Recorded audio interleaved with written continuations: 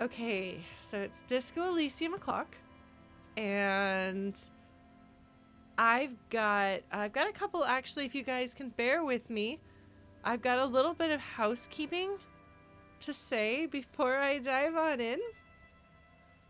Over the past several months, I've had a couple of people be kind of nasty in YouTube comments.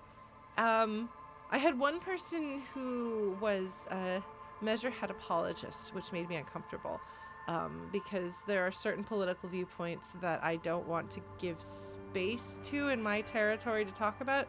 But there also have been a few people who've done things like calling me names or insulting me, and I don't know why on earth you would devote like dozens of hours of your life watching someone who you think is stupid so you can tell them that you're stupid. You know, I feel like the real loser here is not me. It is the person who spends dozens of hours of their lives watching, like, hate watching something that they don't like to try to make fun of me.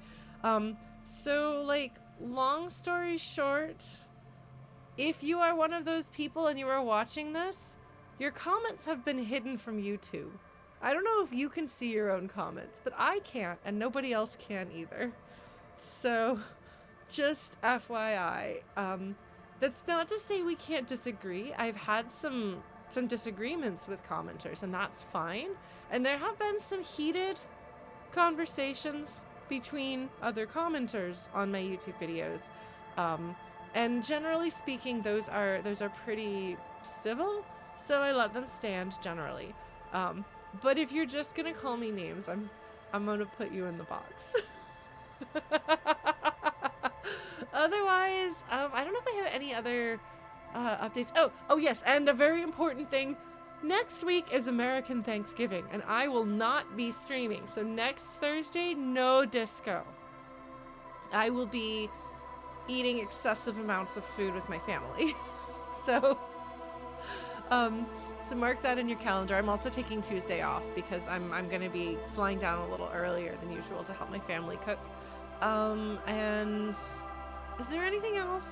Other than the fact that my cat is really cute and has absolutely destroyed the important paperwork that I printed out that she is sitting on. I think that's all of the updates I have. I'm gonna continue to do my best to get through Disco Elysium. I had a really interesting conversation. I had a friend who was visiting me over the weekend, and we talked a bit about Disco Elysium, and she knows how I feel about spoilers, so she's very careful about that. But we talked a little bit about some of the thematic elements and the things that I've seen and done, because everybody has opinions and feelings about the Sunday friend. She was initially really concerned because she thought when I said Sunday friend, she'd somehow gotten it mixed up that she thought that I was talking about Martin Martinez, and she was like, why don't you like him? But then I was like, no, it's the bureaucrat, like, EU politician guy inside, and she was like, oh. I was like, yes, okay, that's the reaction that I would expect. But it is fun and interesting just how much thinking people do about this game, and how many different thoughts everybody's had, and how much, I guess, people think about things within the context of the game, but also within the context of the real world. So, like,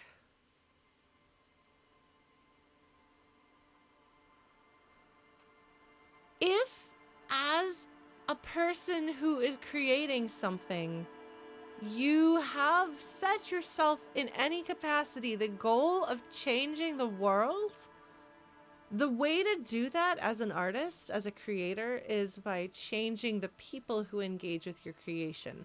Like, a piece of art, and that includes games, that includes stories, that includes, like, any sort of created media. As I really don't like calling it content. I feel like that, like, I know I'm a content creator and I create content, but there's something so incredibly dehumanizing about that I'd rather avoid that term. So art, we'll call it art. It can even be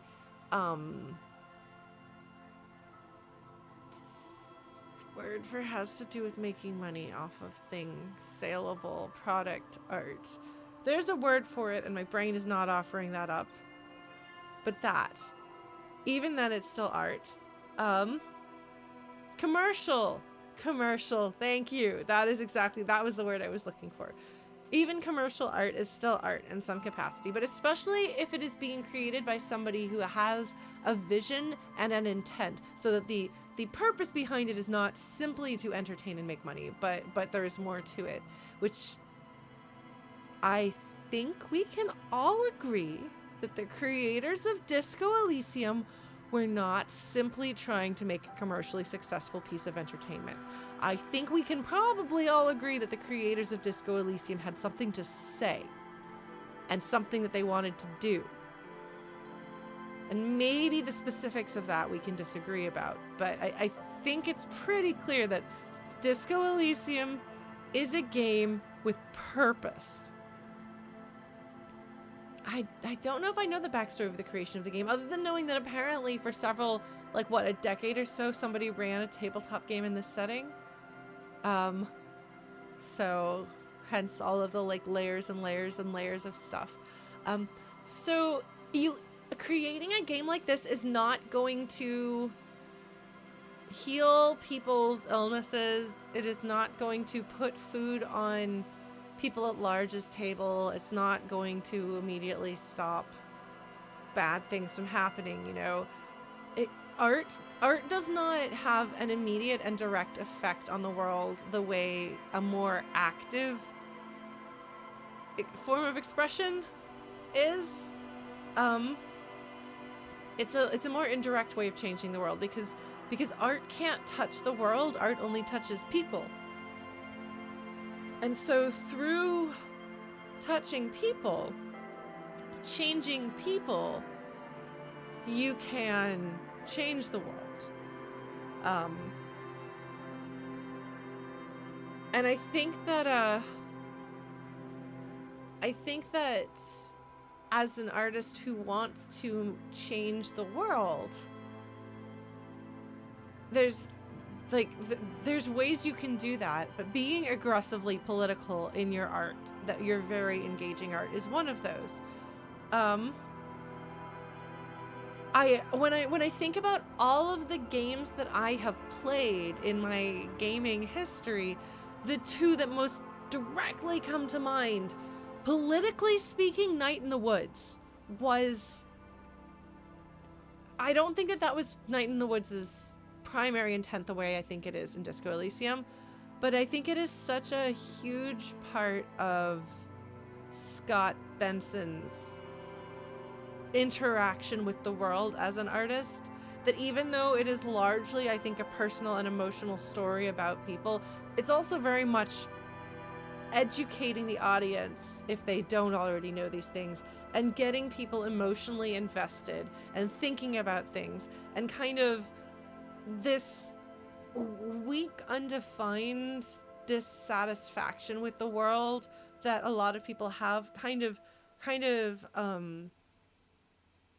solidifying that and helping give it some direction. I mean, I think that it's clear to say that Scott Benson has, I say he's radicalized me, following him on Twitter and then playing his game.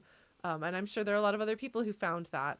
And then Toby Fox with Undertale, his way of changing the world was not political. Toby Fox did not include politics or try to make you feel like a certain way about real world things. But what he did do, I think, was put forth the idea that maybe we could be kind. And it resonated really well with people. And I've spoken to so many people who've said that having played Undertale, made them kinder.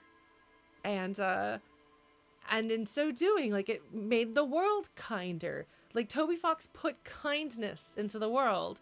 Scott Benson and the rest of the team that worked on, he and I think Bethany, his wife, who were the writers and artists of Night in the Woods, they mobilized people and shaped people emotionally in a political way. And I think that that's really powerful. Like, I mean, what more can you want?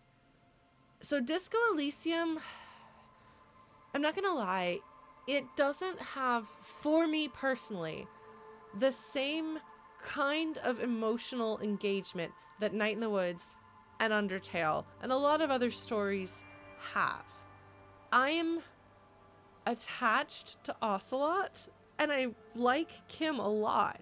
And there's some other characters that are really interesting, but I don't know if it's something about the way the story is told or the story that is being told. If it maybe reflects a different interest of the writers, or if it's just kind of a necessity because the story that's being told is about something so much bigger than the characters. Like, this is a character study of one person, and then it is a character study of the world. It doesn't have the same level of emotional focus on the individual relationships between different people. But I think that it may not move me emotionally in the same way that those other games do. Or, you know, Horizon Zero Dawn or Talos Principle. These are some of the most emotional games that I've played, that I love very much. I would say that Disco Elysium doesn't make me feel quite as much, but it makes me think more, and I think that's their intent. It is not that Disco Elysium is without emotion, and it's not that I don't feel emotionally connected to the characters, and if something terrible happened, I might bawl. I don't know. But that's not the primary form that my engagement with Disco Elysium takes. And I think that's interesting. But I know that it has been emotionally engaging with a lot of people. And I also know that it's been very politically engaging with a lot of people.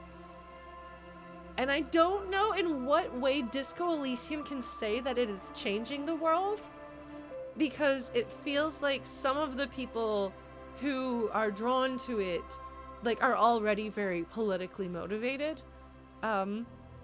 Whereas I feel like Night in the Woods kind of more like crept up on you and was like, these feelings that you're having about politics, here's some information that can guide you with them. Disco Elysium is doing things differently, and it's for a different audience. I mean, there's a lot of overlap there, but it's engaging with its audience differently, and it's trying to engage with its audience differently. But it is fascinating because Disco Elysium reminds me more of reading like a philosophical or political text than a novel. And it has this highly, highly psychological stuff in it. So I'm not saying that it's like lacking that, because it certainly isn't. But I don't know, it's really fascinating. It doesn't feel like the kind of fiction that I would usually read, because it's also got, it's got these elements of satire and more like, I don't know. I feel like this is definitely the kind of game that I would say would belong in, if you were to study games like you study literature, this would be a candidate for it. I don't know if I read Always Coming Home by Le Guin. I've read a lot of Le Guin, but not enough. She was very prolific. If anyone has not read Ursula K. Le Guin, she is hands down, without question, one of the great writers of the 20th century, and she wrote just about everything, so there's something by her for you, regardless of what your taste is, pretty much. She was political. She, I think, would really find Disco Elysium interesting. I think she would like that. I think she would get a lot out of it. And for those of you who are interested in communist or socialist settings by somebody who is not a fan of capitalism, Ursula K. Le Guin has got your back. She's got a few. There's one called The Word for World is Forest. And then I think one of the settings, or one of the cultures in The Left Hand of Darkness, which is written like an anthropological text, despite being a science fiction novel. Anyway, look into Le Guin, and if you just want like children's fantasy, she's got that. Like, she's got everything. She's incredible. She's brilliant. Anyway, yeah. Somebody had asked me for what my thoughts on Disco Elysium is. Oh, the dispossessed. Thank you. That's it. The word for world is forest is related to the dispossessed. It's about that other planet that is in it, but like on that planet. I'm trying to remember. It's been a very long time, and this has been very clearly illustrated as I played this game. My memory is not good right now. But yes, the dispossessed and the word for world is forest. You should not have word and world in your title if you want Lauren to say it out loud. No, I'm really bad at that. Earthsea is also fantastic. No, all 6 Earthsea books are great. It's not just a trilogy. If you think it's just a trilogy, may I introduce you to the rest of the series. They get better and like just, oh, she's incredible. Yes. If you appreciate Ursula K. Le Guin, like, please feel free to jump in with comments or thoughts or whatever about her. I hold her in the highest regard. And I think she would hold Disco Elysium in high regard. But yes, this wasn't originally intended to be Lauren Schill's Ursula K. Le Guin, like arguably the greatest science fiction and fantasy writer of all time and one of the greatest writers of the 20th century. I was trying to say, people have asked me, what are your overall thoughts on Disco Elysium? And I don't know how to summarize that. So this is the part of my thoughts and feelings about Disco Elysium right now that I felt like saying at this moment. It may change. And as I think Serious Inc. pointed out, I'm not very far in this game, so I might wind up being like super emotionally invested. I don't know. But oh, I wanted to show you my save. I want you to see, I named my save. I thought, yeah. Do you see the save name?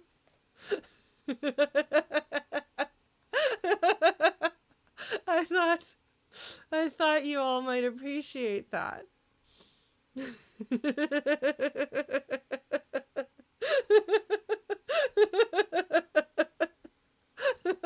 Because you didn't get to see me save it at the end of last week's stream. I'm really happy about being able to name saves. So yeah. Anyway, I feel like on one hand this is the summary of my feelings about the Sunday friend. No, so the Sunday friend, obviously we all find him incredibly unpleasant, insufferable. He's frustrating to talk to because he doesn't give you a solid answer. He has really shitty opinions that he doesn't actually dig into or even consider the consequences of.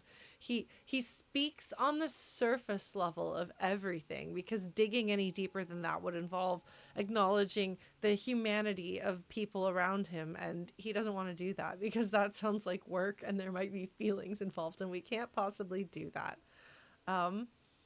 So he's a very, very frustrating character in a good way. He sees the world from the window of a private flight. That is a really good way of putting it, May. Yeah, I think so. I think that's a very good way of putting it.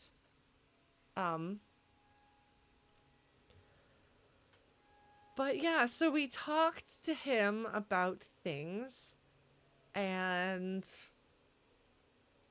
he gave us very little information.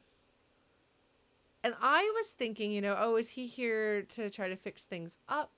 Is he like involved with this apartment building somehow?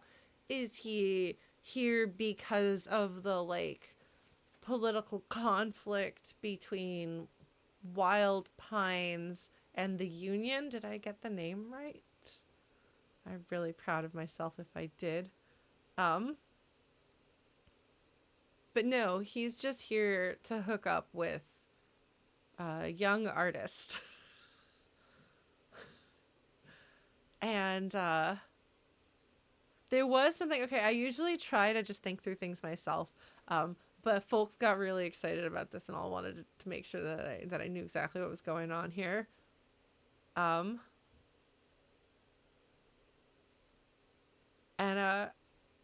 so the yeah, so like I don't know that sex tourism is what I got out of it.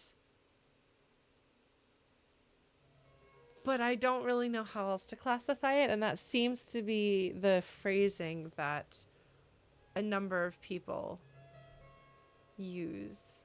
So maybe the game itself will say so, or maybe that's what people have concluded. Because sometimes when people talk about things a lot amongst themselves, there kind of becomes this is the term that we use to describe what's happening here. Because the game itself hasn't the game itself hasn't I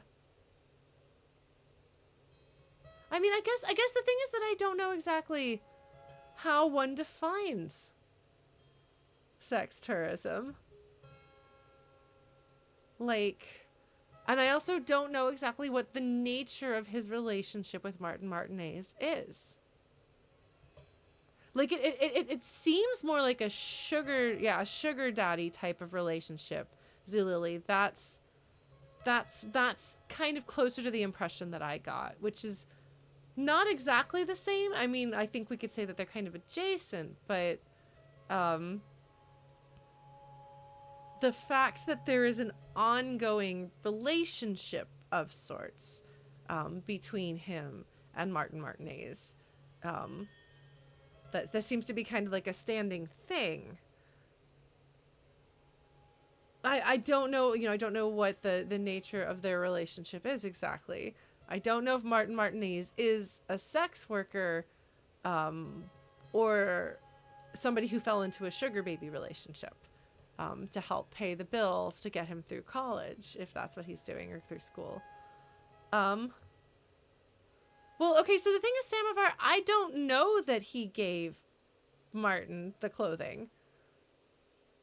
The only thing I know about the clothing is that he said we found it somewhere, which indicates to me the thing that I hear in that, my read on it, with the only information I have, makes it sound like the two of them were out shopping together or in some situation, and they found this thing, and the Sunday friend picked it up for him.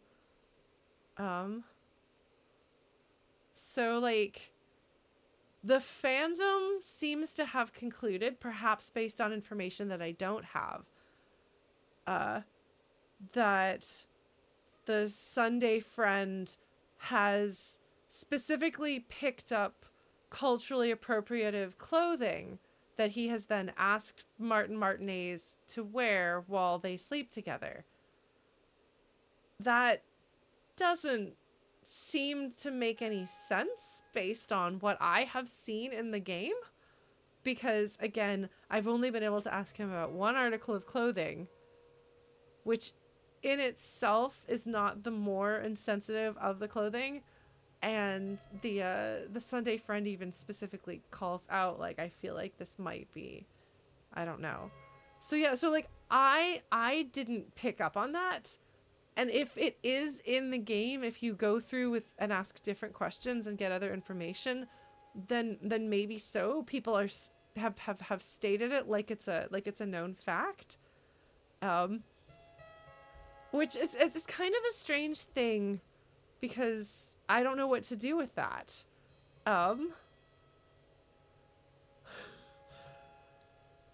Because it's again, it's not information the game has given me, and I don't know if it's information that the game has given other players, but I can't just be like, yes, clearly this is the situation that's going on here. Clearly they have this clothing for race play in bed as part of a fetish that Sunday friend has. That seems out of character for him to me. I think that is, a little too, you'd really have to engage in some serious cognitive dissonance And I feel like this man is lazier about his cognitive dissonance, if that makes sense.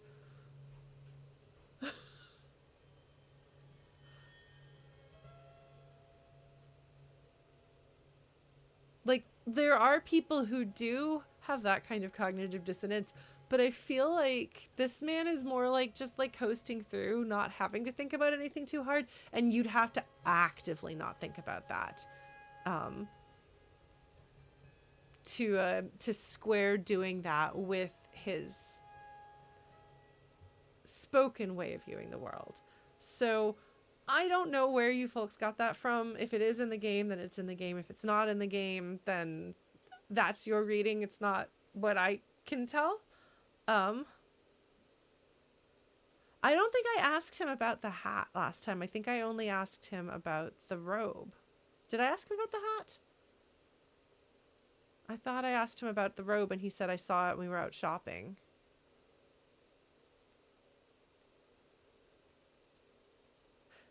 Anyway, this is one of the difficulties with playing a game like this, is that there's a lot of things like everyone should know, like, oh, we aren't going to spoil what happens next. We're not going to spoil who this character secretly is, or things like that. And people are generally pretty good about that. But then it's difficult to know, for me, how to engage with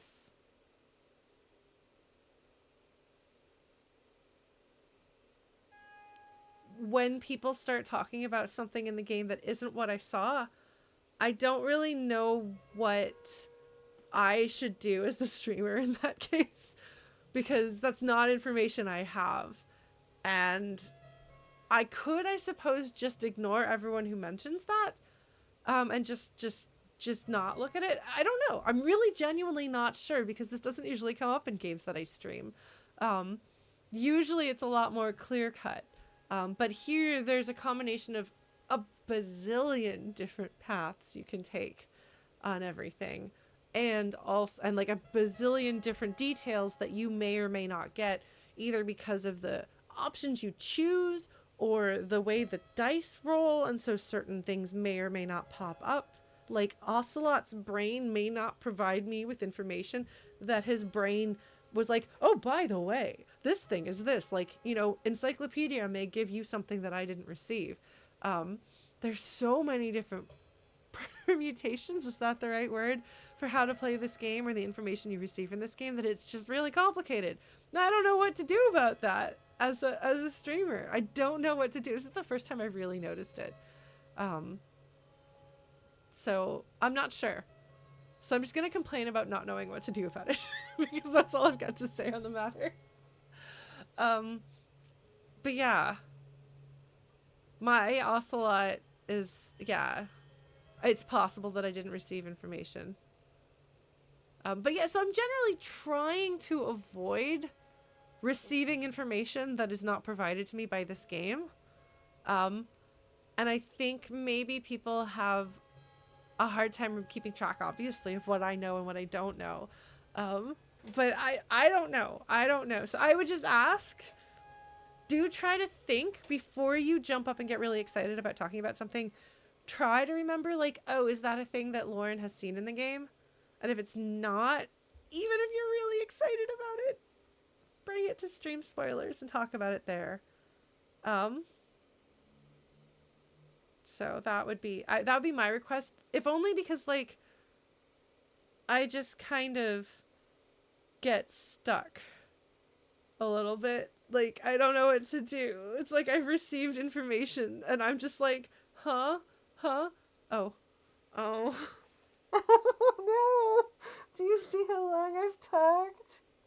Oh no.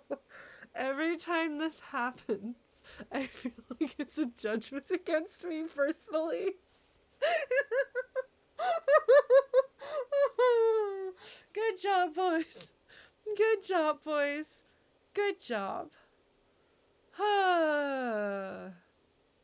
Yeah. I guess they're getting their exercise in. Well, Kim yelled at me for making them run the other day, 3 months ago. Gosh, I'm so sorry. All right. So yeah, with all that, then the question is like, do I want to try to talk to him about anything else?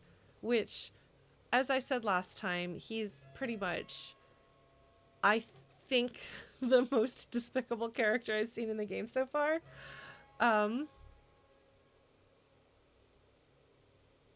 So I don't really want to talk to him more.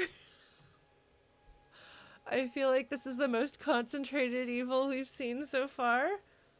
But I might need to, I don't know. I don't think there was anything else for me to talk to him about. And I don't think there's anything else for me to do. I wanted to not think through it last time. I wanted to make the decision to walk away now. Let's see.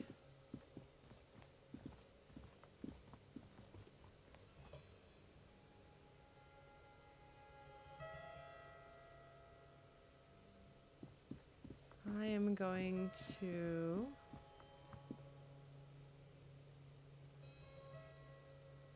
I think I'm done. I think I am done with... Did I pick up... Yes, we have our racially insensitive clothing. And we have... Oh, right! I got a skill point after interviewing this man about... in which he gave me very little information about... But he did give me, if he is to be trusted, he gave me more than 0 information.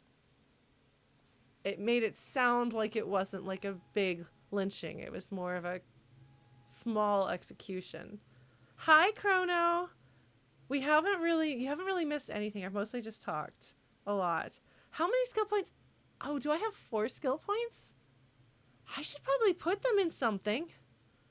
I should probably put points in something, shouldn't I? Man. I should put another point in reaction speed. I've been really happy about having a point in reaction speed. I feel like I should put a point in reaction speed because it makes me really happy to have reaction speed. Chrono. No! I'm not going to put points in authority. Yeah, no, reaction speed is great. Oh, I could put something in my thought cabinet. Well, I'm going to put a point in reaction speed anyway. Because I like it. And this brings it up to the level of other things. Yeah. See, I got that really terrible joke that was only funny because he wasn't going to get it. All right. I think I can put like 2 points because I have 4.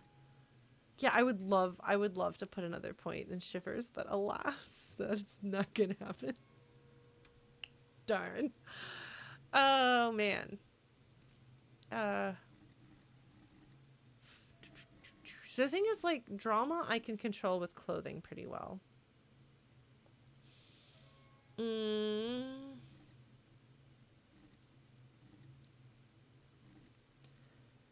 I really like empathy and rhetoric. I would say that this... Oh, and then I started putting points in volition because volition's really good. Let's see.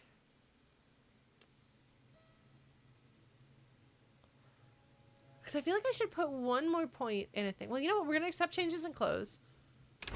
And then we're going to... Thought cabinet. What thought do I want?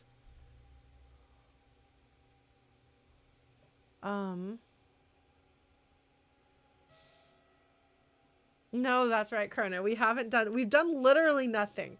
We talked about things a lot. That's what I do. Okay, so I've thought through all of these. The remaining ones. Rigorous self-critique. Okay, Chrono, I can't change. I've tried. Okay, I have tried. And the only thing that's happened is that I've gotten worse. I keep telling myself I'm not going to take so long. And then I just take longer. I try. I really try. Okay, so this is the sorry cop. Right? I feel like this is not actually a productive direction of conversation or thought. I really don't think that's productive, Ocelot. Although, yes, embarrassing authority. This is a plus. The precarious world. Oh. This one I got from Neha, I think is her name, the dice maker. All red checks fail. Whoo boy. Whoo boy, that's a big one. That is a bad. That is a badness. Living on the edge, maybe. The 15th Indo tribe, though? This one feels like world building. And I am interested in world building.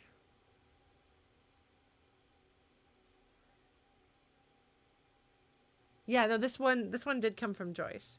And it doesn't give me an automatic failure to every single red check that I have for 4 hours of in-game. And I'm really, really interested in the world building, because the Pale, man. The Pale! So I'm kind of interested in taking this, maybe. But I'd have to unlock another thing first. I wonder if it matters what order I put these in.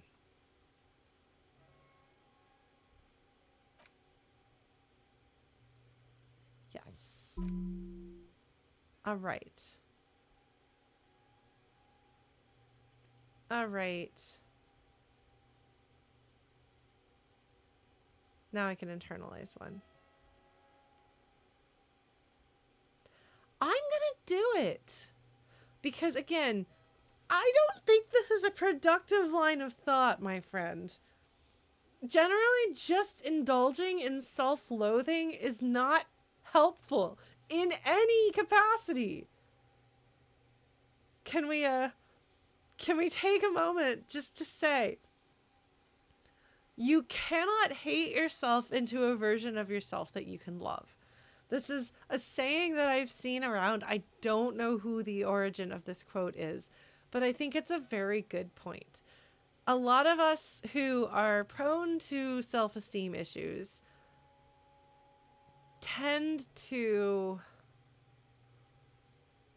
think that if only we can pick at ourselves enough, if only we can smack ourselves into shape enough, if only we can shame ourselves for our failings, somehow we can make ourselves better. But it doesn't actually work that way. In fact, in order to do better, you kind of have to hurt less. And so for me, one of the biggest steps, guided by a therapist, was to try to cut off that self-flagellation and replace it with neutral observations about myself that were not critical. To be not self-critical, but merely self-observant. And you're much better equipped to actually make things better and to actually make improvements on your personal failings and so on if you aren't trying to beat yourself into submission. So I don't think that rigorous self-critique is going to do me any favors here. I mean, it'll unlock something interesting, I'm sure. And I don't think it's a double-edged sword. No. Self-critique is a single-edged sword, pointed inward. It is a sharp, sharp blade pointed inward. A double-edged sword implies that there is some sort of a benefit, and there is none. There is no way of self-flagellating yourself into doing something that wouldn't be better served finding a less destructive way to do that. So, no, it's fine, Kurno. Don't worry about it. Most people that I encounter don't have a lack of self-criticism at all.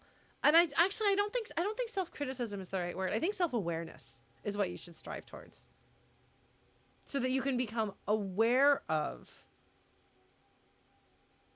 any shortcomings and work on improving those. But not sink into criticism. There's a difference there. No, not every sword has two edges. There are swords that only have one sharp edge.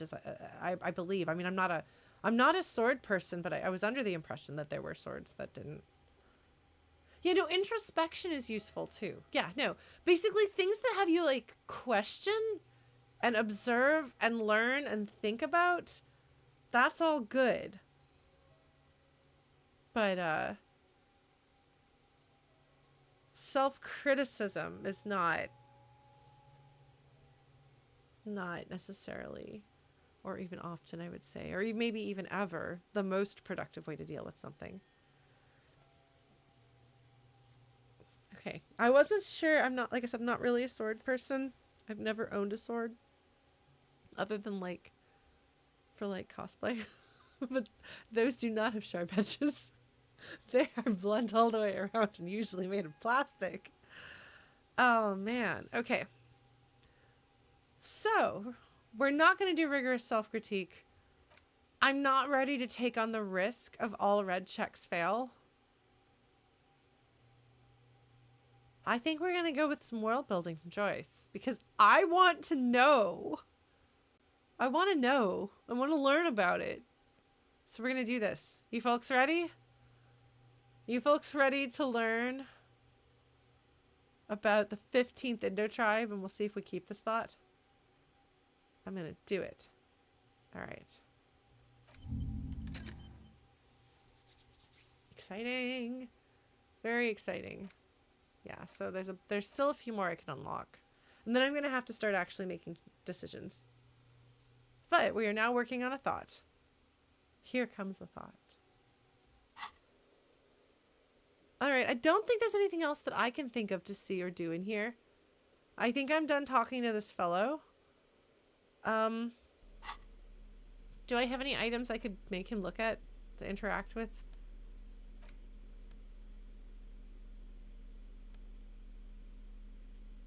No.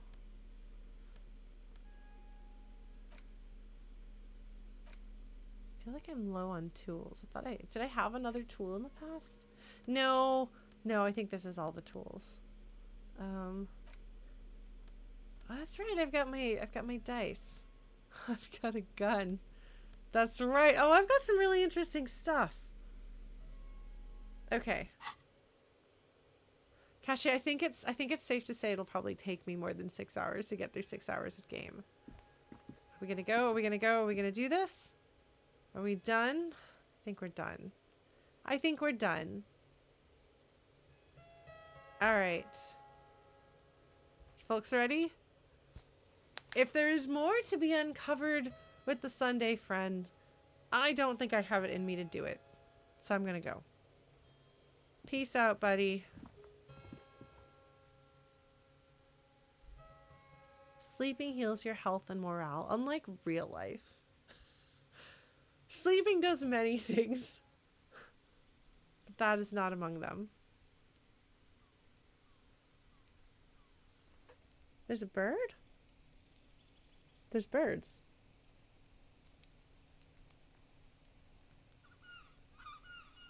Seagulls.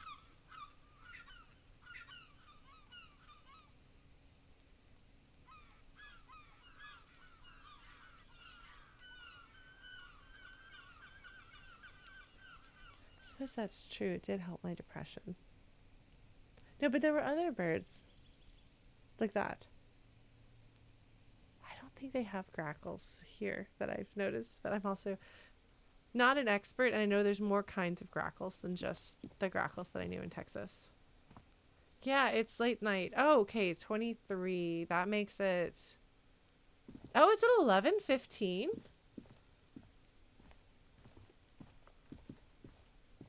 Oh, man. That is awfully late. Okay, well, we might actually finish up a day. We gotta go have the pale talk with Joyce.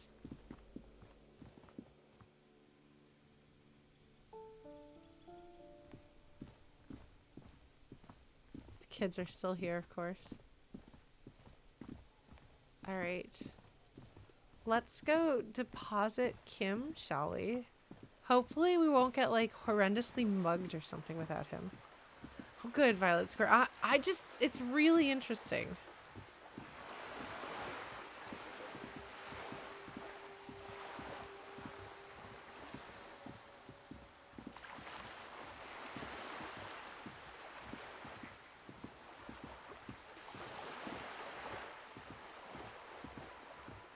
Deposit Kim in an ATM.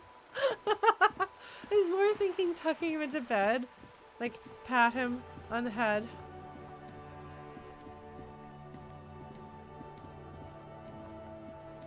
Alright, yeah, I think we're gonna turn in for the night.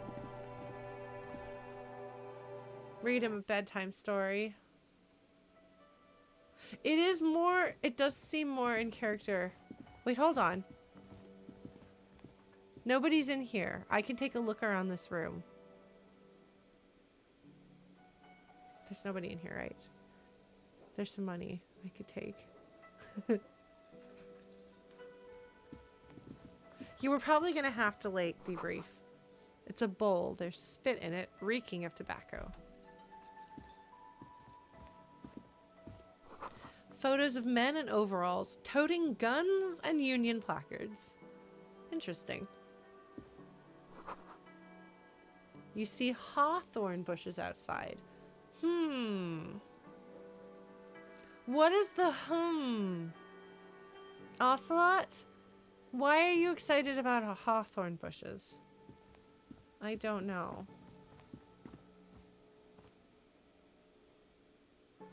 Make a withdrawal. Kim falls out of the ATM. Who are you? I can't talk to you. Okay. Oh, look, there's like a little cluster of folks hanging out. You know, I've been socializing a bit more this week. There's something about hawthorn bushes.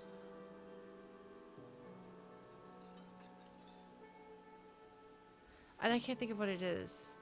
It's like a reference to something, maybe. Historically? Literally? Yeah, I totally ignored all those people because I did not want to deal with them. They're scary. Oh my god, yes, Nathaniel Hawthorne. Oh, hold on. We're going to look at my journal. We're going to do this. Who put the clothes in the trash? Oh. Oh, I need to do that at some point.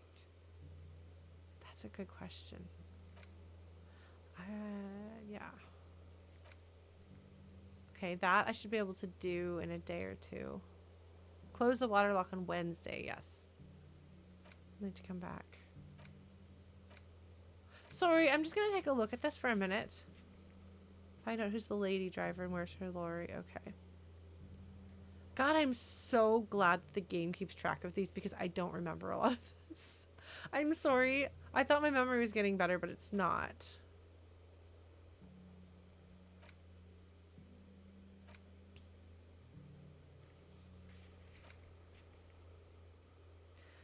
I should talk to some people about the tattoos.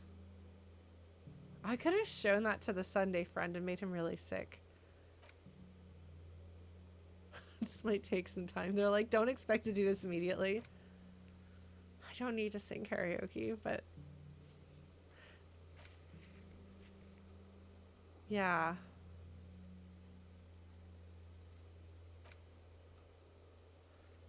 I don't think either one of these two is going to happen, but that's okay.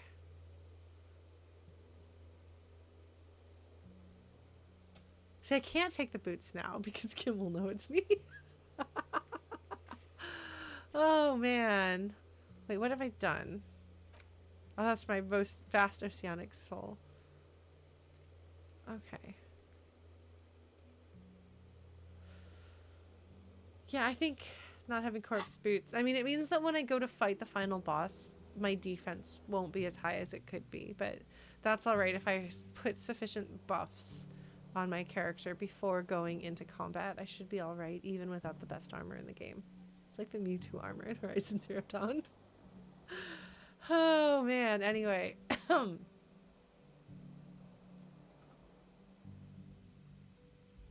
locked, I think.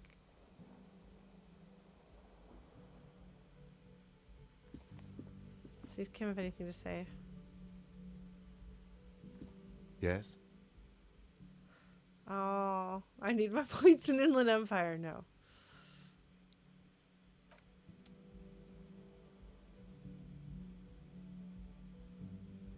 Yes, no, I do definitely need to sing karaoke. I am disagreeing with Ocelot's brain. That doesn't mean it won't happen.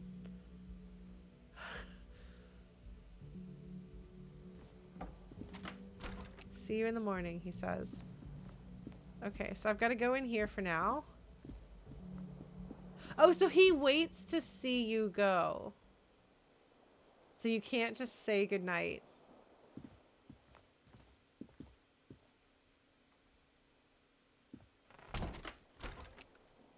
Just in case.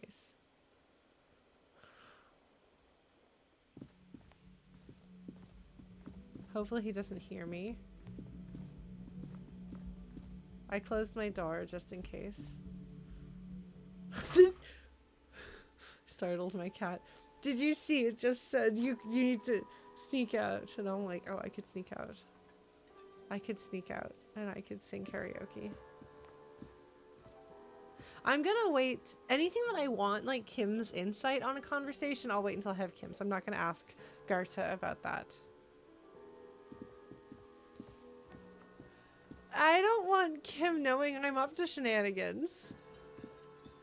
Because he'll think I'm up to different kinds of shenanigans. He'll think that I'm up to drug shenanigans instead of wanting to ask Joyce about the universe shenanigans.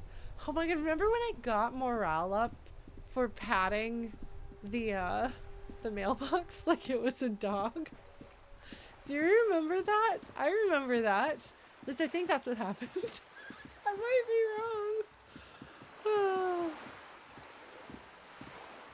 But he would disapprove about me going to have this conversation without him.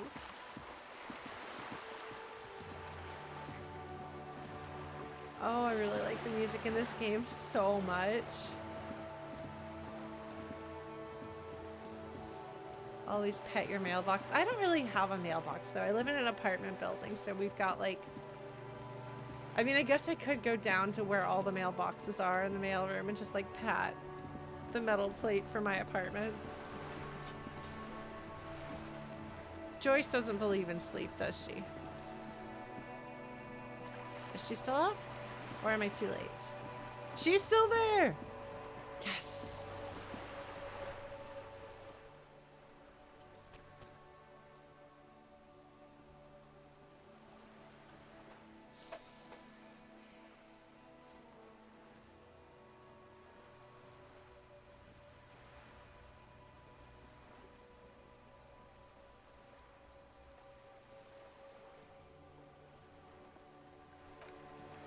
There we go.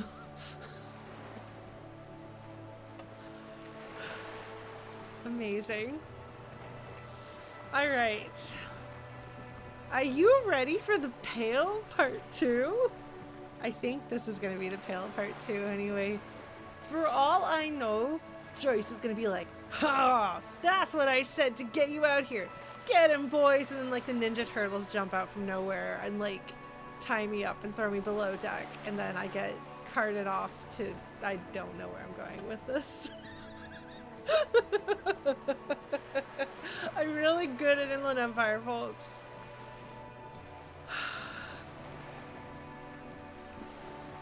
Ninja Turtles would never.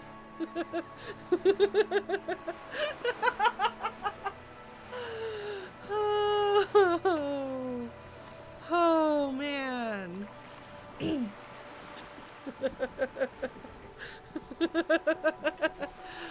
Well, maybe they're being controlled. Mind controlled. By Shredder. To join Joyce. There's pizza involved? I don't know. I don't know why. I was just like ninjas, so my brain was like, no, Ninja Turtles. Obviously. Are you ready, folks? Let's do it. I'm nervous. You're back. Good. What can I help you with? Oh, I can still talk to her about these things. I've got more questions about reality. That's where this is. Or I can ask her about the tattoos. I'll do that later. More lessons in basic reality? My favorite part of the day. Go ahead, ask me anything.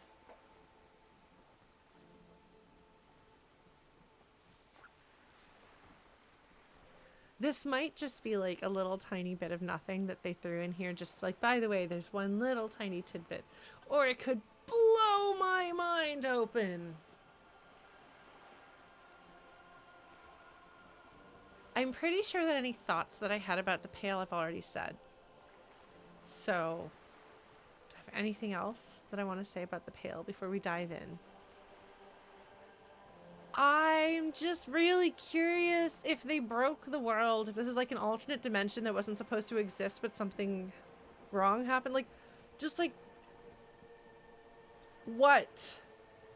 Why is this a thing? Why is this weird world that's almost ours, but not quite, full of this weird, mysterious substance? It's more like the Nothing from the Neverending Story, which I am 150% on board with. I'm sorry that I compare everything to the Neverending Story, but I'm not actually sorry, or I wouldn't do it. I really should get back to writing, shouldn't I? I probably ought to. Writing is hard. All right. Now that we're alone, what is Pale? It's not capitalized here, and it's not the Pale. It's just Pale.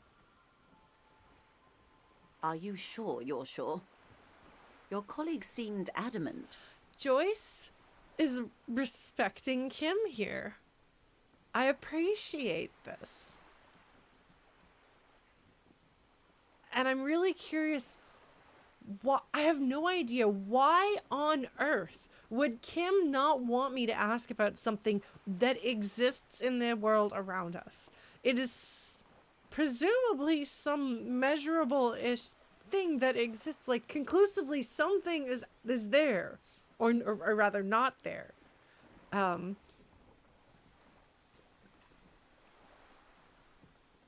Like, it's one thing to be like, let's not talk about this now. We've got bigger things to ask about. But this is acting like, and Kim was acting like, I don't want you to talk about this. And I don't know if it's that there's things about the Pale that are like crackpot theories, and he's like, you and cryptids and the Pale, and I'm just, no, put your Inland Empire away. You gotta get your feet on the ground. You know, sorry. I promise I won't just reference or quote the Neverending Story. But I do not promise that this is the last time I will do either, because that would be a lie. And I would never lie to you. Certainly not.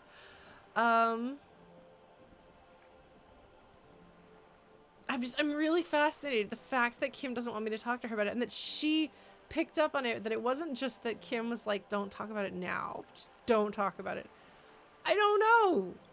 Shall we break? Maybe the game world will just start breaking once I know about it. Maybe it's like the Cthulhu things where like once you know about it, you have like a ticking down stamina meter. You know what I'm talking about? Like all of these other things. The like Lovecraftian inspired eldritch horror things always have sanity meters. Yeah. And it seems to be that, like, being aware of the horrors is what makes you go crazy.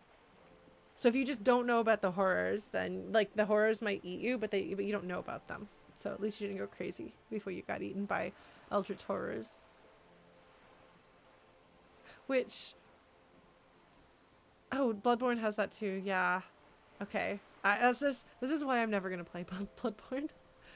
Lovecraftian things are not within Lauren's capability. I really don't do very well with them. I've only read one. I think I've only read one Lovecraftian story because it was assigned in school. I was like, okay, I've read Edgar Allan Poe because I had to. He's brilliant, don't get me wrong. Edgar Allan Poe is a brilliant storyteller. But his stuff is horror. I really don't do horror.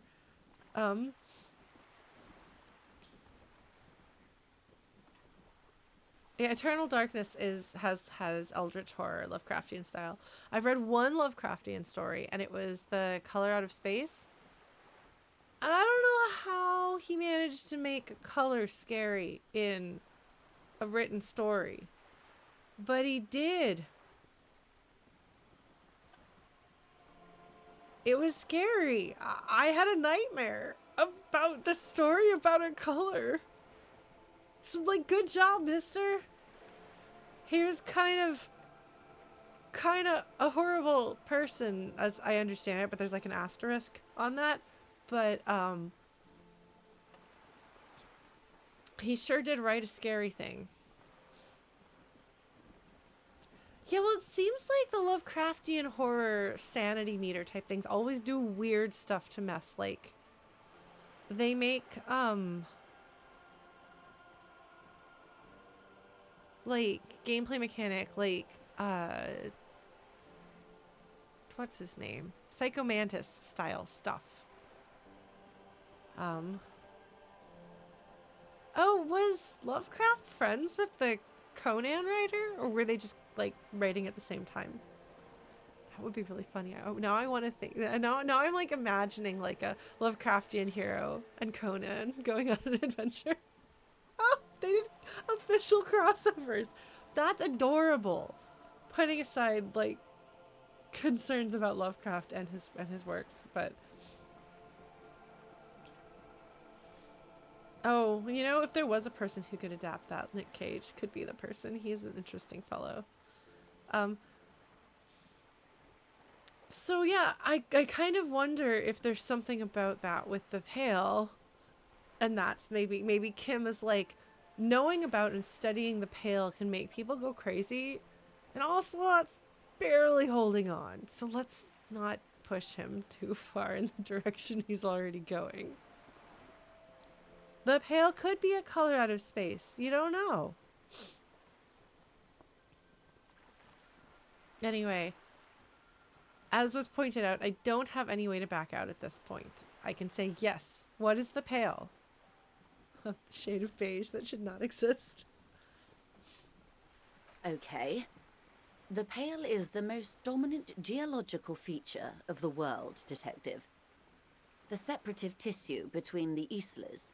It is the interocellular mass. Separative tissue is such a disturbing word, because it makes it sound like a body, and bodies where bodies shouldn't be is really unsettling. Like, I just have this like reaction, and I know that I'm not the only one, because that's a very standard horror trope. You know, like body things that shouldn't be body things, like walls that are flesh and things like that are really deeply unsettling. Oh my god. So, what's her name? Is it Cameron Hurley? A science fiction writer who has written this kind of like grimdark science fiction where like all of the technology is made out of bugs. Like, there's like cars that are bugs and they use bug guts for stuff, and it's really organic and gross. And I was really uncomfortable reading that book. So if that's your jam, I think the author has written several books.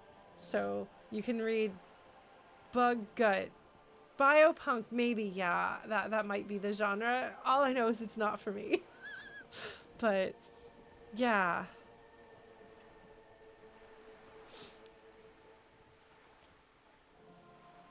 It's just not great. So, hold on. First, I want to say, wait, and what is an Isola? Because that is a word that they've probably defined, and I don't remember what it is.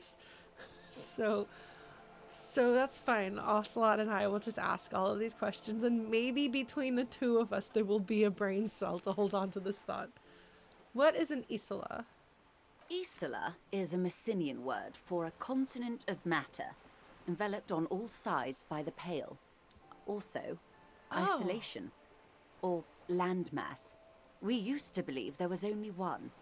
In the last 4 centuries, we have discovered 7. Continents. But they have the Pale instead of the ocean. I mean, we know the ocean obviously exists because we have water here.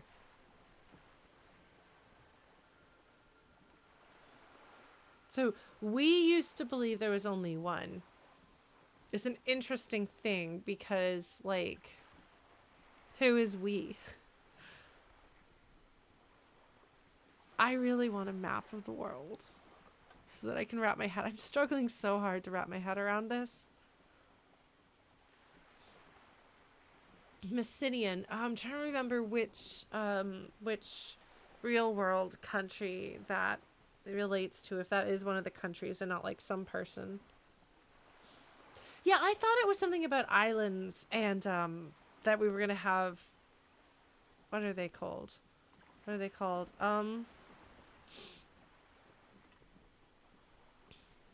Archipelagos. We talked about archipelagos, and so I thought Isola was like an island that was part of an archipelago or something like that.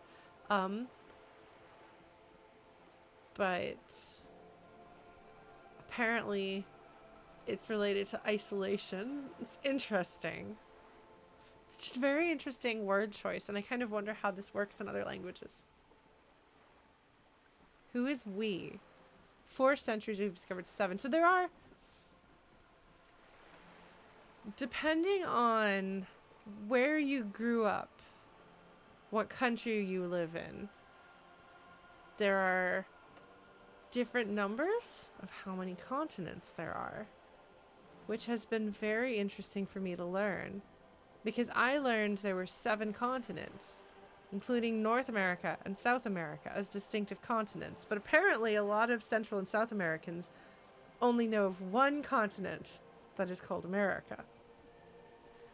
And I've heard people say whether Europe and Asia are one continent, Eurasia, and maybe there's another one that is a continent or multiple continents that's disputed. Those are the only ones that I think I've heard. But so that gives you 5 continents or 7. Wait. Yes, 5 continents or 7 continents, depending on how you count them. 5, 6, or 7. So, if you are not somebody from North America, can you confirm how many continents you know of? Because for me, there's North America, South America, Europe, Asia, Africa, Australia, and Antarctica. Well, Australia, Oceania. We were taught Australia. Actually, that's just one of the countries there. And Antarctica. So that's 7.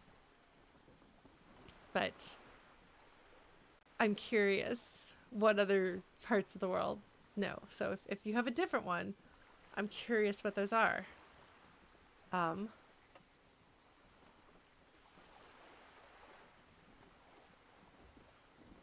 This is my random, I'm sorry, we're on like a real world encyclopedia tangent. So feel free, yeah, leave a comment, explain how many continents you are used to. This is where a lot of Central and South Americans getting very frustrated about people from the US calling themselves Americans comes from, because they think that people in the US call themselves Americans as though we're the only ones on the American continent who get that name. But we don't have an American continent. So that's not at all how we were taught, and that doesn't make any sense within the way that we were taught to think of the continents as one continent. There is no America outside of the US.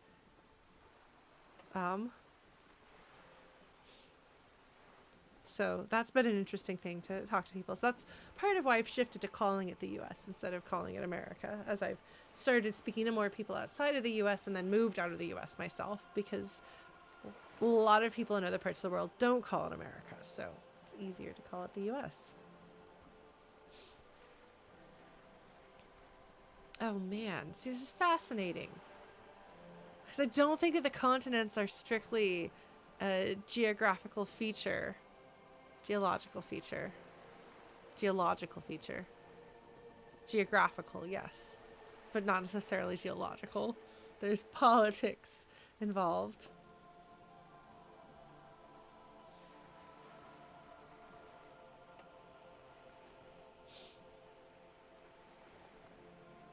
All right. I'm gonna go ahead and continue this and see what else she has to say. But feel free to speak up and let me know these things. Okay, 7 political continents and 5 geographic ones. That's interesting to Lily. That makes sense to me. Mundi, Seol, Samara, Ilmara, Grad, Katla, and this, Insulinde.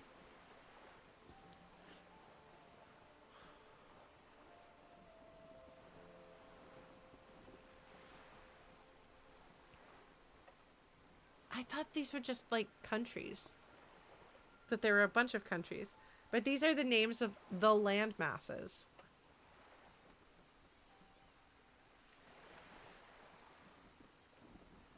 That's really interesting. Okay, I'm going to struggle with this. And Insulinde is? This is our Isola? Quillfeather, thank you for following. Welcome.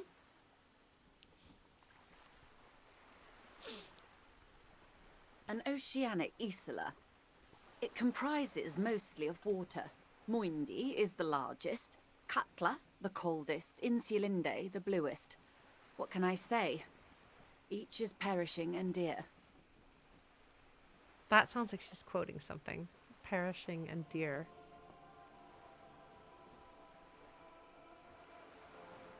Okay, it's gonna really be hard for me to wrap my head around this.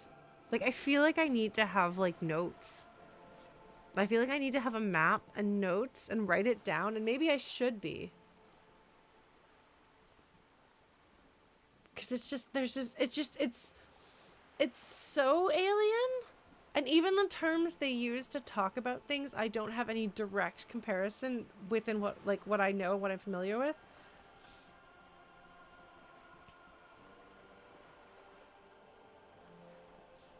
Like, it's really, like, it's so disconcerting. They're so good at making you feel off balance this whole time.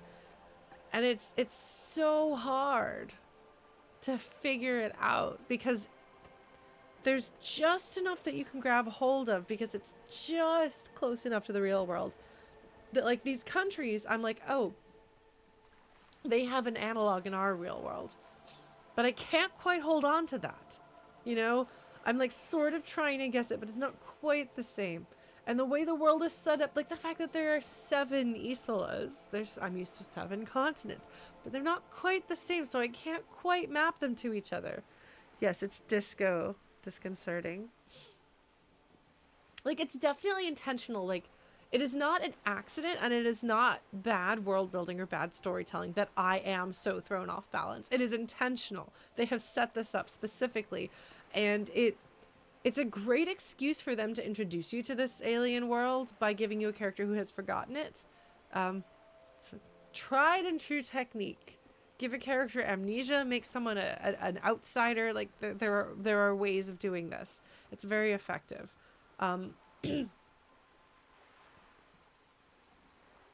But also, it being so not quite right also makes you feel like the character a little bit who's off, like, standing on nothing.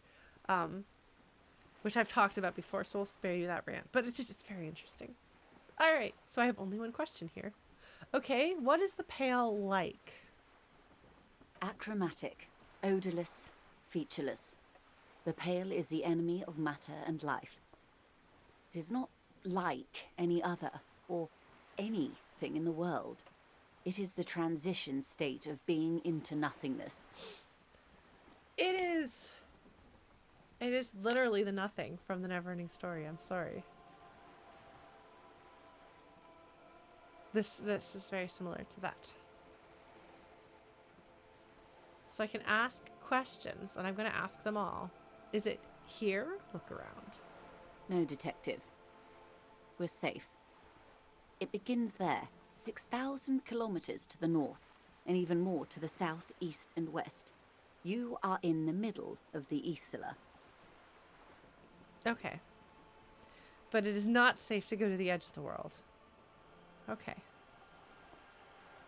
As your gaze instinctively turns north, a small black pit opens up in your stomach.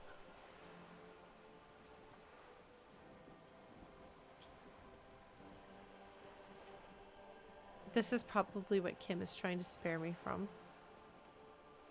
6,000 kilometers from the end of the world? Or I could say and. There? I'm gonna pick the more articulate one because I feel like it. 6,000 kilometers from the end of the world? Yes. That is enough. Many cities are built much closer. And point north. There? An uproar of matter, darling. Rising into the Pale. Rolling. Evaporating even. A great vision. The area of transition between the world and the Pale is called porch collapse. Porch collapse does not sound like a technical term, but I'll believe you on this one, Joyce. Imagine a grey coronal mist. Cold vapor marked by spores of an opportunistic microorganism. A mold that's adapted to grow at the edge of the unrest. It's A mist with some sort of mold that grows there. the most disco thing you will ever see. So she has seen it. It is interesting the way she uses the word disco talking to me. Yes, Joyce's vocabulary is extraordinary. All right. What are its physical qualities? It's difficult to describe, or even measure. Something whose fundamental property is the suspension of properties. Physical, epistemological, linguistic. The further into Pale you travel, the steeper the degree of suspension, right down to the mathematical. Numbers stop working. No one has yet passed the number barrier. It may be impossible. Okay, so people have traveled into the Pale and come back to tell the tale. There's a slippery article in there. Thank you, Rhetoric. I was wondering about that earlier. I'm glad to know that Rhetoric is on top of it. I got distracted, but Rhetoric did not. Is it the Pale or Pale? That is a distinction. Pale when it's particular, this territory of Pale. The Pale when it's Pale in its entirety. Once you've seen it, language balks at the difference.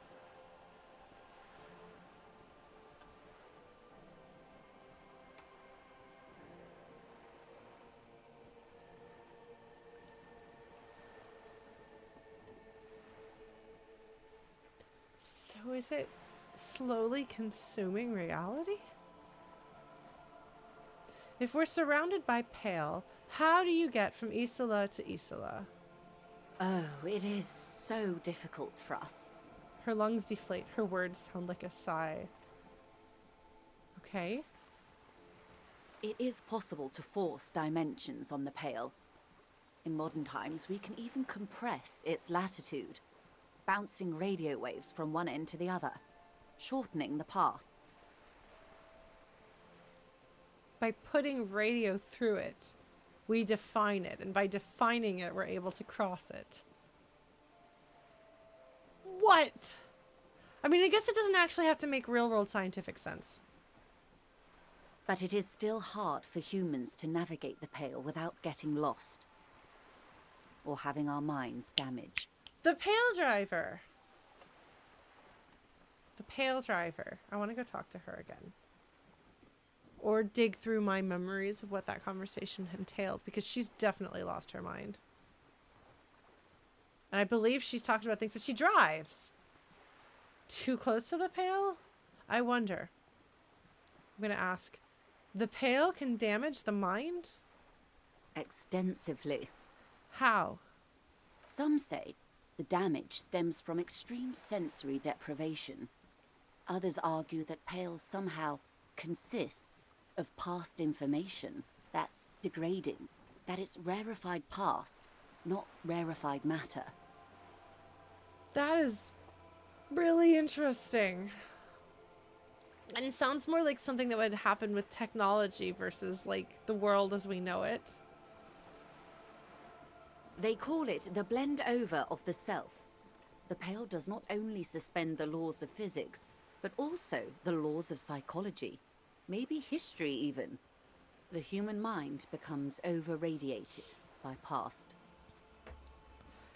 Perhaps it is like Ocelot's brain breaking with past, present, and future all very confused in it. So he's the perfect vessel to walk around this.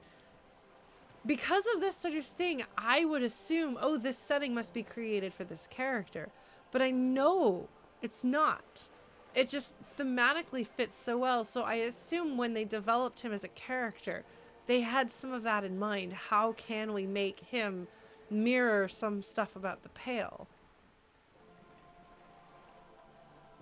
It's very interesting. Like, you go there and past, present, future, everything is there, but not.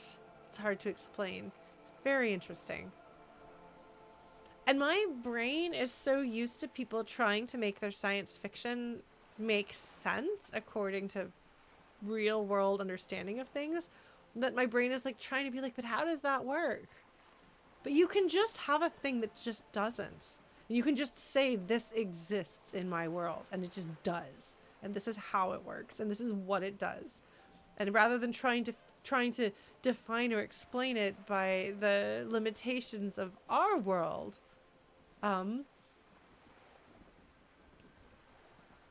put that aside and just explore what if you had a world that was set up this way, what would that be like? Which is so cool to have the freedom to do that as a person creating stories. I used to create with freedom without asking myself, how do I make this work? And then you get taught what you should or shouldn't do, and you have people critiquing and critiquing and critiquing. And frankly, a lot of people, if you write fantasy or science fiction, will want you to explain things. They want there to be rules. They want there to be systems. If you start trying to write magic realism, people will start trying to put terms to define how that works. I did have one person in a critique group say that my magic realism story that they were critiquing was a little bit too much in the middle, and they were like, either explain it all or completely depart from explanation, which I didn't think that I had done, but it was also quite some time ago, so I don't know. But you start thinking, I have to know how this works. Basically, I have to be able to rotate this in my mind in 3 dimensions instead of just it is the way it is because I said so.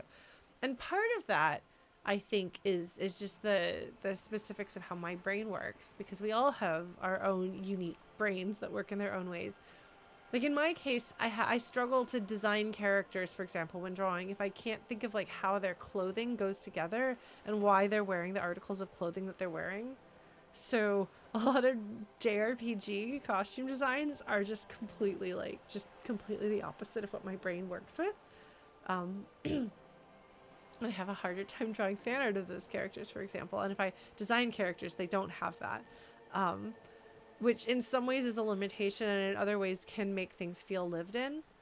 And I think when I create stories, and Chrono can attest to this if he's still here, because Chrono has read a lot of my writing. But like when I started writing the Final Fantasy VI fanfic, I had to plug a bunch of holes and like basically hammer together something that functioned enough about what these different cities are and how they work together and how the world works and stuff like that. Enough to feel solid enough for me to put my weight on it so I could tolerate writing in it. Whereas like if I were to make it myself, I would have to like do a lot more of that. Thanks, Lugas. I still need to finish my next chapter of that. But no, it's to me it's really interesting because a lot of people just don't do that. And it's totally fine to like not do that. And I have to ask myself how much of my desire to make the worlds and the stories that I write make sense. How much of that is me? And how much of that is what I was told to do? Because you can make absolutely fantastic things throwing that out the window and being like, this is how the Pale works, and it exists, and this is how the world is around the Pale. And that's just how it is. And if you try to make it make sense according to our real world, well, that's not our real world. Why would you do that? And that's hard. I don't know. I think about these things maybe too much, but I want to be able to write again. And I want to understand why I struggle with what I struggle. And I want to give myself permission to just write what I want to write. And I want to then do that. And so seeing something like this, where the people who created this game are clearly making what they want to make the way they want to make it. Like, it's inspiring and challenging and thought-provoking. And I don't know if other people who create stories and things like that have these questions as well. If you also wound up having an existential pondering about the nature of storytelling and world building because of the Pale. But I am. So that's great. This is good.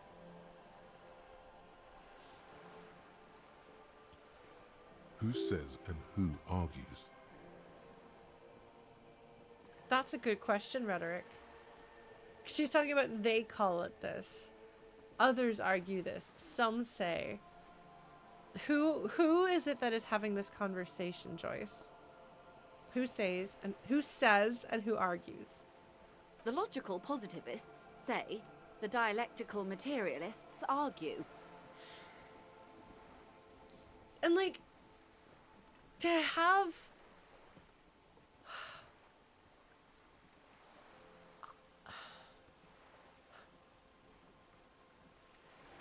this sort of thing is like super hypothetical in our world. But it's about something tangible in their world. It's just fascinating. I feel like I've heard people talk about positivists in this game before. And I'm trying to remember, was that when I was talking to the druggy lamp light weirdo guy? Was he talking about positivism? When he was spouting why the lamp has good vibes? Oh, was that Joyce? Okay. Okay, it was Joyce. All right. I don't know. I was very interested in this guy and his light vibes because I was like, I don't know. Well, okay. I'm gonna feel vindicated anyway because when he was talking about like light working this weird way, and I was like, for all I know, that's how it works in this world, and everyone's like, Lauren, why would you possibly think that's how light works in this world?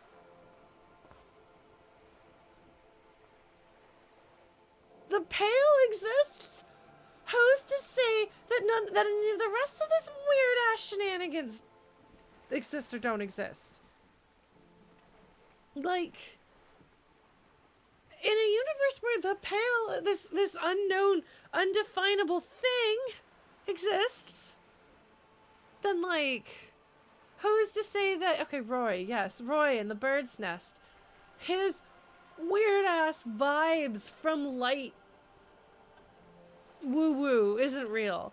Or some of this supernatural stuff.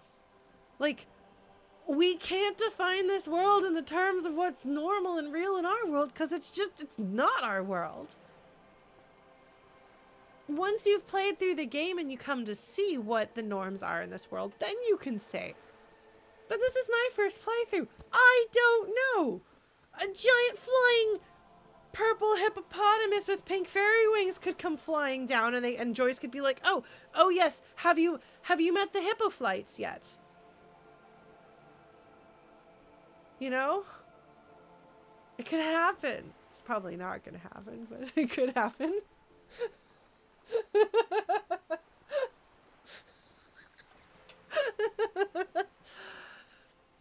Like, we have no way of knowing.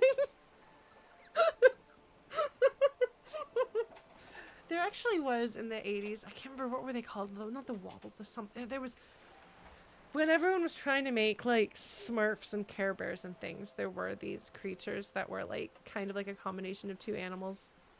I don't remember what they were. Anyway, that's what my brain is thinking of. I'm glad to know that everyone is on board with my Hippoflights. I feel like that is well, when weird inexplicable shit that is normal in this world and not normal in our world happens, it's Hippoflights. The Hippoflights turned me into a communist. Amazing. Well done, Winter, Water, Snow. Okay, back to the game. Back to the game. Land your Hippoflight. Let's go. What does this over-radiation feel like? Like having a very bad hangover and waking up and not remembering who you are? Yes, no, the double slit light experiment. Yes. Oh my god. Okay, so I was gonna get back to the game. I love physics. I fucking love physics. I can swear it's Disco Elysium. I took physics in high school, and then in university, I went and took physics again. 'Cause, like, I love it. I was a lit major. I took physics for physics majors. Intro to physics for physics majors. And so we went around the room introducing ourselves at the beginning of the semester. And it's like, here's a freshman physics major. Here's a freshman physics major. Here's a freshman physics major. Here's a sophomore physics major. How did you do that? Here's a, like, there's like, oh, here's a computer science major. Oh, computer science major. And then I'm like, hi, I'm a junior literary studies major. And everybody just turned and stared at me. I got a B+ in that class, though. I got like an 88 and I worked my ass off for it. I was in there with the TA every week. So I love physics. It's fascinating and interesting, and I hit a brick wall when you start getting into the very, because obviously in Intro to Physics you don't like dig into quantum mechanics, but you kind of get into the prerequisite for that. And in both high school and university, I hit a point, the final 6 weeks, the final section of the semester, where I just like could not, just my brain just could not, just total blank. It's like slamming myself into a wall over and over again. And I was so mad because I really loved it. And those of you who like have some idea of like trying to figure out how things work and learning about it and exploring and explaining stuff in science, like, you see the way I am about like trying to solve puzzles and figure things out with story and stuff? This is just what my brain likes. I like to eat it up. So I liked physics because it has a lot of that kind of stuff in it. It's fascinating. And then I was like, I cannot even begin to wrap my brain around it. So I'm bitter. Damn you, quantum physics! The TA of that class asked me if I would join the Women in Physics Club at school, and I was like, I'm not taking any more physics class. I'm a lit major. I don't have enough free classes. Oh, man. But physics is really cool. Oh, was it Lily? That's cool. All right. Yeah, it's so hard. There is stuff in the real world that we can't explain very easily either. It just kind of does that thing. And if you observe it, it does that thing differently. How? Why? What? I was reading something recently that I went into what Schrodinger's cat actually is. And I was just like, oh, that is way more complicated than I thought. Wow. So it's bad. I'm really mad about it because I can't understand it. And like, prior to like sustaining brain damage from like long-term oxygen deprivation due to iron deficiency, apparently, plus some degree of trauma, I had a brain that worked pretty well at figuring things out. But then you find a thing and your brain just can't do it. You're just like, there's literally nothing I will ever be able to do will be able to surpass this problem and get to where I can understand that. And cannot practice and learn to understand quantum physics. It was really sad. Yes, exactly, Zulily. I didn't realize it was quite tied into that, and then it was, and I was just like, oh, my brain is hurting, but I'm trying so hard to understand this. I don't remember what I was reading, but I was reading something, and it was trying to explain that.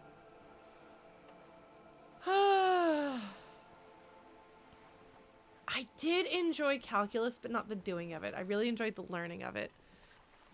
I got small amount of partial credit for when my teacher, like on an exam, I would like, this is in high school, I would like write like why they came up with the solution, like the way that they used it, and like the idea of how it worked, but I couldn't actually do it. My teacher was just like, Lauren, just do the homework. Just learn to do the thing. I can tell you understand it. Just learn to do it. Oh, man. Oh, a favorite quantum mechanics anecdote. Zulily, I love that you have a quantum mechanics anecdote, let alone that you have enough of them to have a favorite. That's amazing. And yeah, no, Justin, it turns out it is ADHD, but we didn't know that because back in the 90s, the diagnostic criteria for ADHD was different. So there's no way I could possibly have had ADHD.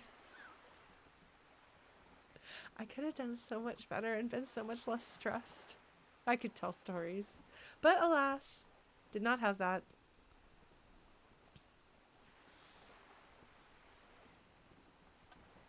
Yeah. Anyway, I like physics. I'm happy to hear your physics stories and hear you have feelings and opinions about physics. When Einstein said God does not play dice with the universe, which I've heard, it was in correspondence about quantum mechanics with, how do I say that name? Is that Niels Bohr?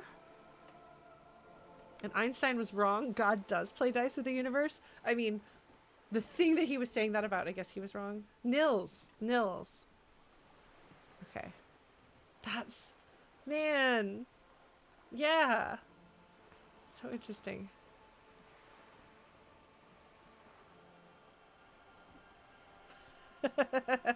Thanks, Terry Pratchett. I was like, wait, that's way too funny to be. I mean, Einstein can't be funny, but man, okay. Anyway, that's a tangent. But thank you all for indulging me in my tangents. All right, what does this over-radiation feel like? And if she says it's like a hangover, I'll be like, I see what you did there, game writers. You did, in fact, create Ocelot specifically to explore this universe. It feels terrible. Absolutely terrible. International standards strictly limit civilian travelers to 6 days of pale exposure per year. Oh, that's fascinating. I've heard people talk about concerns about radiation if you fly too frequently.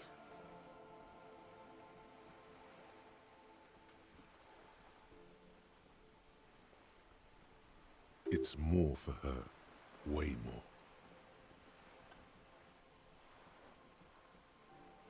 She can have more days? She's definitely speaking very strongly from experience. So we say you're not a civilian passenger?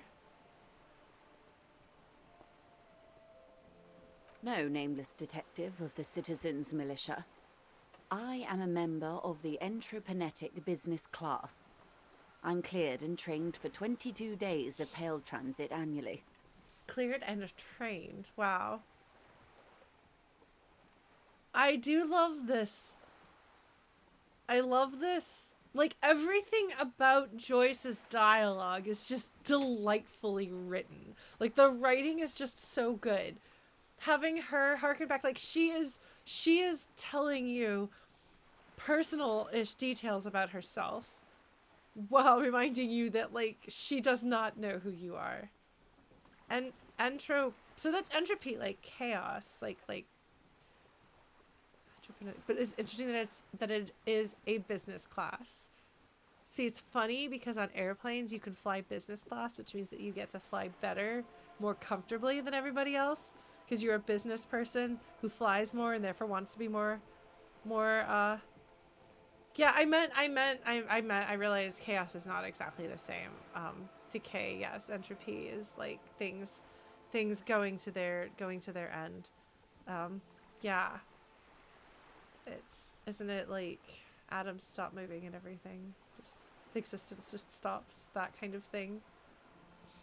I don't know if that's the physics definition. I may have at one point had an idea about what the physics concept was, but I do not anymore. It has been a while and my brain has been discussed. My brain is bad. But yeah, so it's funny because I feel like in our universe, business class is an upgrade in an airplane because you're flying more often, so you might as well be more comfortable. In this case, the business class, I think what she means is that because she has to do business, she's in a class of these important people who make business happen, because obviously business is very important.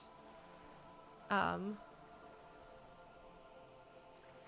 instead of being more comfortable because you travel more, you just are given permission to travel more.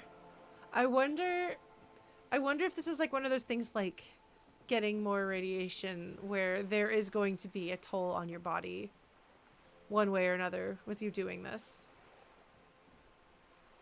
If she is paying a price with her body in order to be able to do what she does.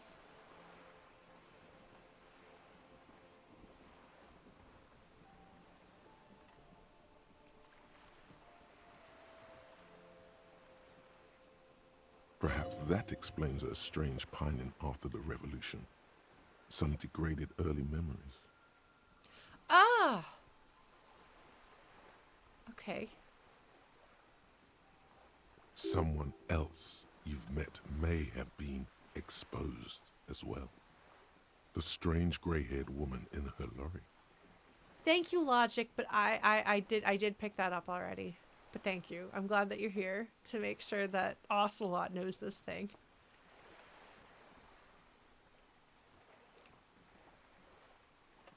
All right. I want to ask all of these questions. Do lorry drivers pass the pale? Yes. Carried in the hulls of airships. It's a horrific job. Automation will abolish it soon.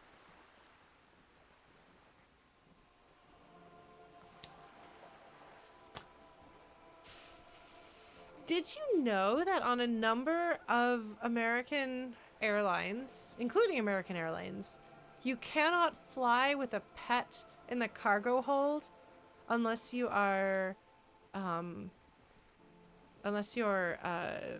military and flying with your animal companion.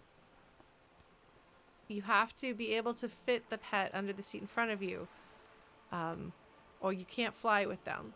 And I'm pretty sure that the reason why that is because flying in the cargo hold is so distressing and uncomfortable and dangerous for animals that there were enough, my guess is there were probably enough incidents that airlines no longer wanted to have to deal with the consequences of such incidents.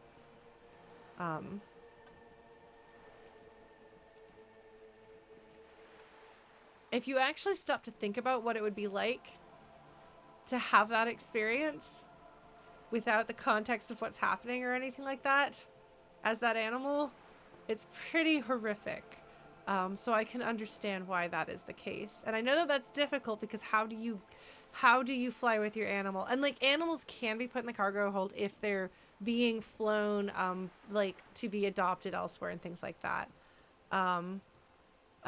like if they're rescuing like a group of dogs in one country and flying them to be adopted in another country, which is a thing that happens. Canada adopts a lot of other countries' animals, I think, because it's too cold here in the winters for animals to just live outside, but I'm not sure. So that's why Sophie is from Texas, but I adopted her in Canada, in Toronto. So we're two Texas girls that connected in Toronto, me and my kitty girl. So that kind of makes me think of the idea of lorry drivers in their trucks in the cargo hold, driving through, like going through this horrifying, awful experience, because it's a job and somebody's got to do it. Now, automation abolishing it so that people don't have to do that anymore seems like that's a good use for automation. It seems like automation should step in and help to do the things that are really harmful and dangerous for humans. That seems like a good thing that we should be using it for instead. Just driving my truck getting blasted by the nothing. Yeah. Okay, so that's why she's the pale driver. That makes sense. You should ask the Paledriver about this. See what she says. Yes, reaction speed. I will. Thank you.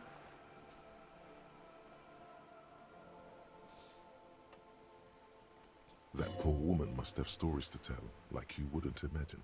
Yeah, that explains so much. Like, she has such, like, talking to her was such an interesting, like, something's clearly wrong with her brain, but it's not wrong with her brain in ways that are very easy to compare to real world brains being wrong. And you get that vibe talking to her. And then as you hear Joyce talk about the Pale and how that works, and what it does to you, it so neatly lines up that you really can make that connection. Okay. So I can say, are you over-radiated? Or you're not a civilian passenger? I'm going to ask, are you over-radiated? Up to my gills, officer. Yeah, okay. So she does have... Okay, what is entropinetic? Entroponetics is the scientific study of the Pale, or a recent iteration of it by way of grad. The study of the Pale reaches back 6,000 years. The Pericarnassians called it the Western Plain. Grad. Is that the one, is that the, like, Russia or Russian region analog? Am I remembering that correctly? Okay. So they've been studying the Pale at least 6,000 years. So this is not a new phenomenon that the world broke. This is how the world has always been. That's fascinating.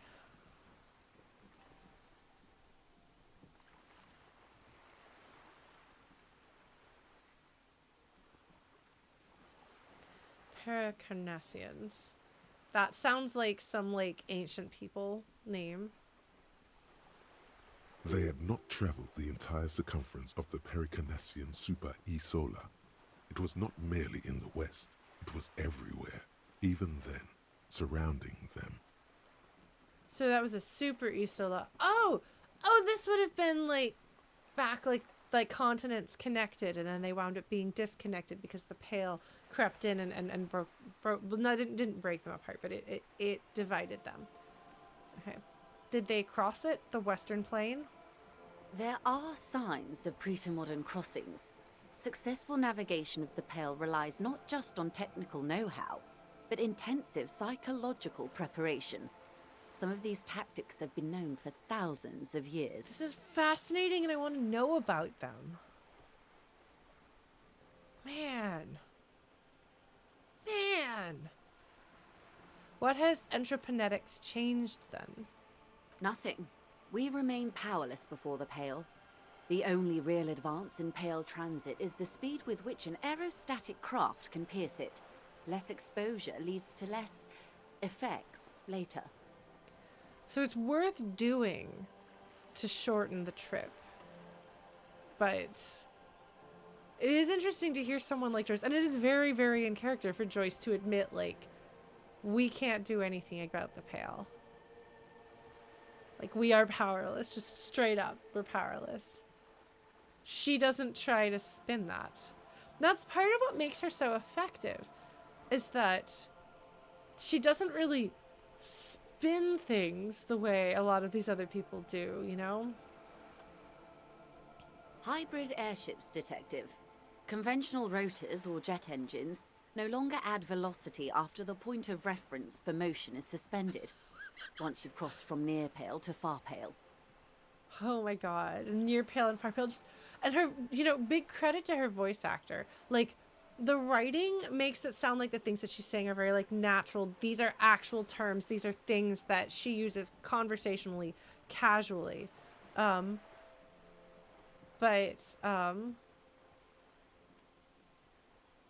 voice actor just she sounds like she's just talking about, like, just anything. And so to be able to talk about such otherworldly things, like it's just like matter of fact part of your life, is really cool. She does a very good job. And it's just so hard to wrap your head around, like, physics stops working because motion doesn't exist anymore. Like, what? So aerostatic craft. I'm just fascinated about that. They're airships and something else. What is the something else? In essence, we throw them in and they come out the other end. If we throw them precisely. If we do not, you set me up. I have to ask this. Then they don't. Well, what happens to them then? Gone, like a skipping stone beneath the surface. That's no good.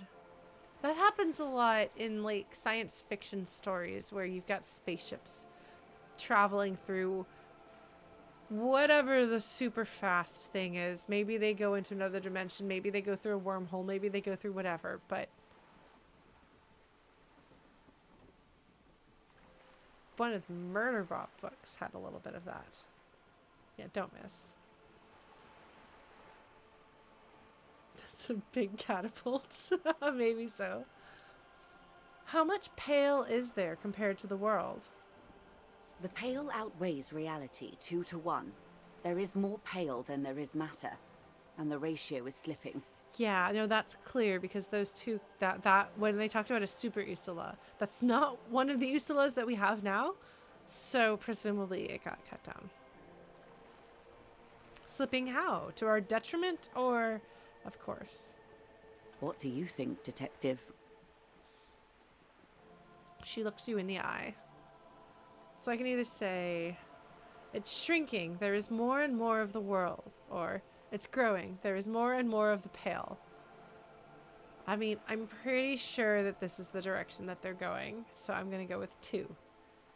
This is are you a glass half empty or glass half full person?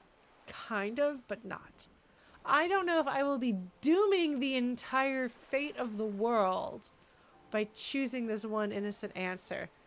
If my earlier theory that the answers that I give shape the past and present and future of the story, that by saying, oh, I was like this, and the game's like, you've always been like this, then it is possible that whatever I choose here establishes how the reality is. However, I have seen things about Ocelot's past that are not consistent with the way that I've played him. So the past is not shaped by the present choices. So therefore, I think perhaps the universe exists outside of Ocelot's will exerting upon it. So I will feel safe picking number 2 here, and hopefully I will not doom the entire universe to inevitable decay. But I could be. And there could be a game out there in which that would work that way, which would be fascinating. Be interesting to have a game like that. It's growing. There's more and more of the pale. Precisely. One of the few measurable effects of the pale is that it is expanding at an unknown rate. An intuitive conclusion of that development is that one day the pale will cover everything. But this sort of talk is mostly left to extremists. So I can say, 1, it's not extreme at all. It's going to happen. 2, Cover everything? That can't be. Where would we go? Or stay silent? I'm gonna pick the second answer. Cover everything? That can't be. Where would we go? Most people, and indeed most private and government sector organizations, entire civilizations and religions even, find handy ways to ignore or downplay that knowledge.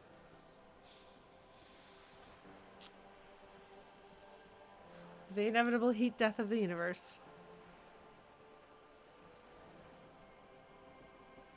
I suggest you do the same. One might even say, if you'll excuse me for a moment, that this about the universe or the world at large is really a stand-in for the knowledge of our own individual impending unavoidable death. It turns out that apparently not everyone goes through a phase in middle or high school where they realize they're going to die and then they're really, really depressed about it and kind of obsess over it and obsess over the fact that it's going to happen to everyone that they ever loved. And they eventually have to learn to kind of make their peace and put a distance between them and it. Apparently this is not actually a universal experience. I've been told. But I do think that it is a common experience. Maybe I'm wrong. Oh, elementary! Wow! Okay, you were precocious, Violet. I was going into 9th grade. So, 15? Oh, okay. Yeah, I just assumed that this was a universal experience because when I was reckoning with it, at some point I talked to my dad about it because he was kind of like, whoa, you just developed separation anxiety as a teenager. This is weird. And I was like, well, this is why. And he was like, I went through that. So I just assumed that because it happened to me and it happened to him, it must happen to everybody. And I can't imagine it not happening. But apparently there's people that it just hasn't happened to. So good for you. I'm glad for you. It's not a lot of fun.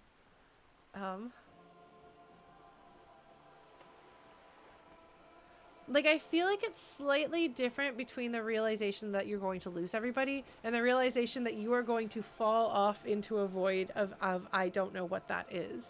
And nothing you can do will stop it. And it's the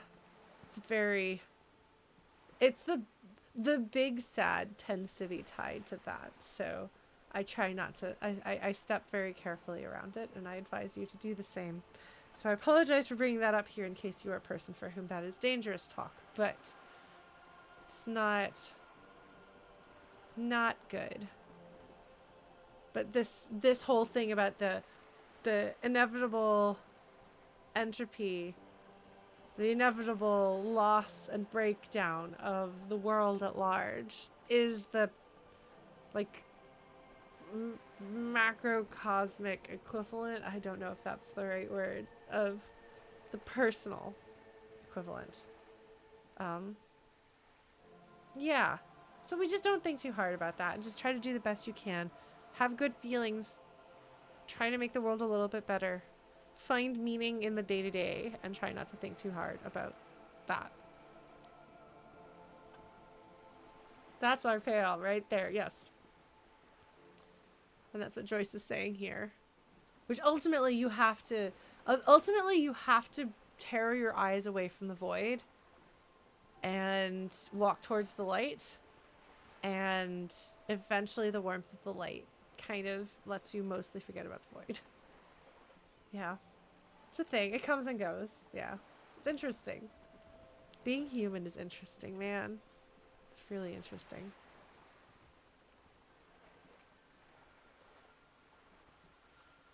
Off we go. You see the hanged man's mouth open.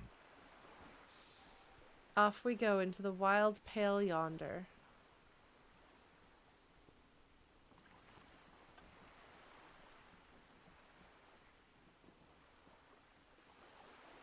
One and all. They say pale is death, but for the universe. The heat death of the universe. Why should we just leave, and the world get left behind? Inland Empire is staring into the void right now. Alright. Is that the entirety of the Pale? I have to go talk to the Paledriver. Entropinetics. Oh, sorry. I didn't mean to click on They that. had not traveled the entire... There are signs. Nothing. Sorry. Hybrid air. In essence, we throw them in and then they don't. Gone, like a skipping stone beneath the surface. I think I've asked everything there is to ask here.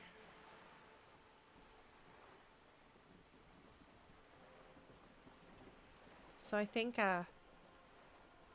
we got the Pale. I feel like this wasn't a wild revelation the way the first discussion of the Pale, like this feels like this is more like defining the specifics of how it works. Everybody's asking me to have posture check and stretch. Let's do that. Stretch arms over your head. Go side to side. Fix your posture a little bit. Oh, man. Yes, have you de-shrimped? Good job. Good night, Samovar. Sleep well. I'm going to return to reality here. Yes, sweet reality. But before we do, tell me, Detective. Oh, good. I'm going to have to make a decision. My favorite thing. I love making decisions, especially in this game where the choices are absolutely always so wonderful that I can't decide which of the delightful options presented to me I want to go with. Like being presented with a handful of unbelievably delicious ice cream flavors, all of them winners.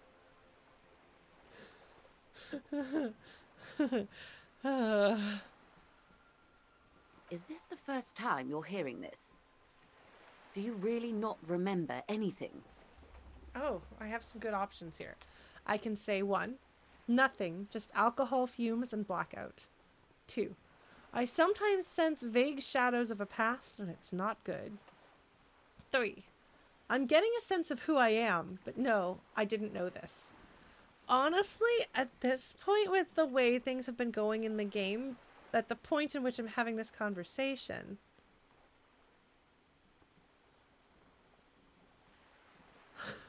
favorite ice cream flavored Dark Night of the Soul.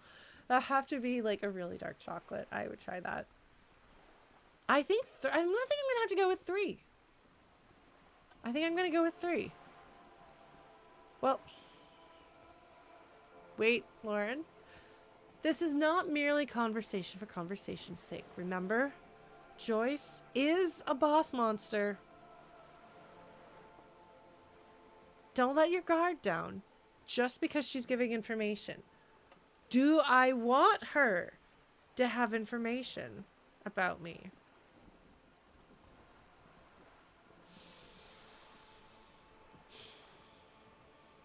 Or, rather than trying to be strategic, do I want to say, fuck it, I'm role-playing. I'm going to pick the option I like because I'm role-playing. This is my excuse.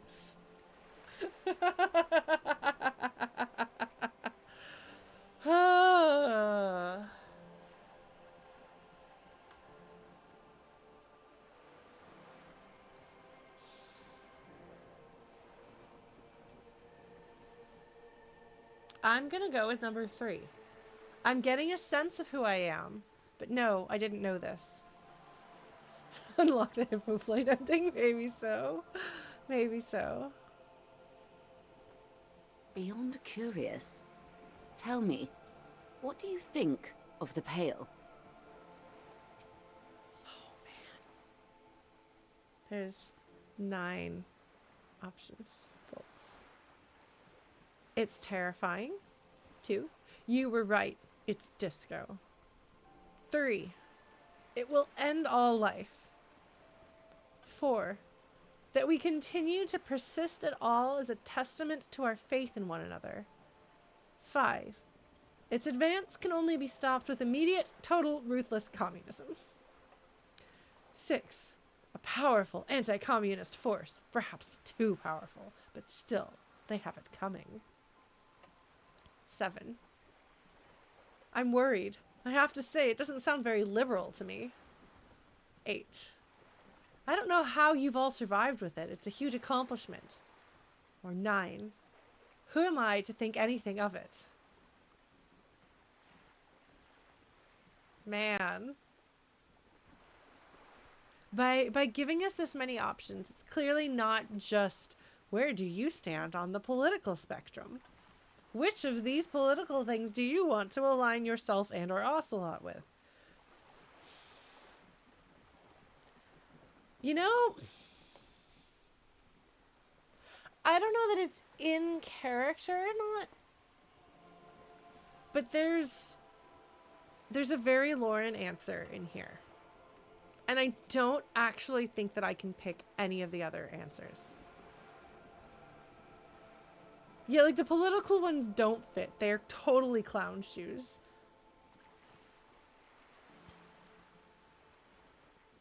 I'm definitely going to pick the one that you probably already all know that I'm going to pick because I'm predictable. And I think the reason why I have to pick it is because it ties in, I think, with my own, cause it's kind of my own philosophy, which is not an uncommon philosophy. And I think it's something that Angus from Night in the Woods would relate very strongly to. That we continue to persist at all is a testament to our faith in one another. Mm-hmm.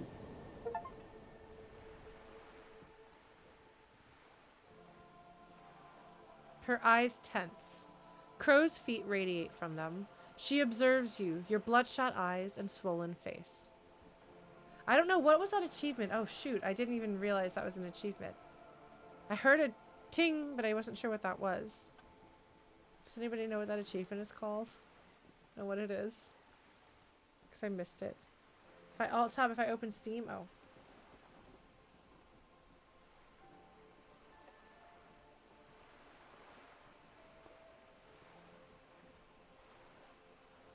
Hold on.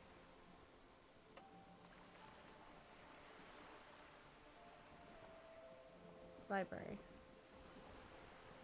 Hold on. You have to bear with me here. Disco Elysium. Running. Click on it. Today. Ah! The world's most laughable centrist. Defend the political center 7 times. 23.9% of players have this achievement. Amazing! I didn't realize... I don't understand how that's centrism, but that's okay. As I have said multiple times, I don't quite get things in this game.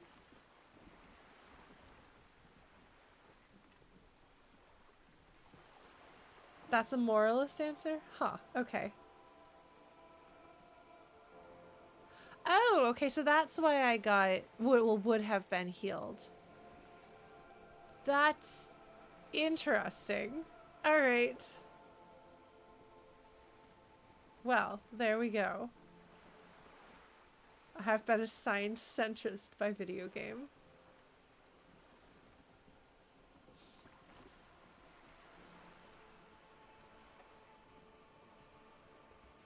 You really didn't know. This does not spell good for the investigation, Detective. If you don't know even this, then... She stops mid-sentence.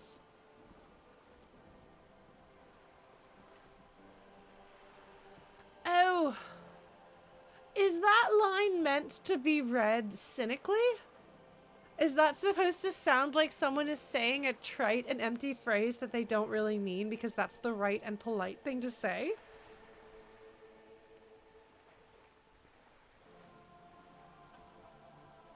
I suppose it is. Sorry, game. I guess I'm just not cynical enough for you.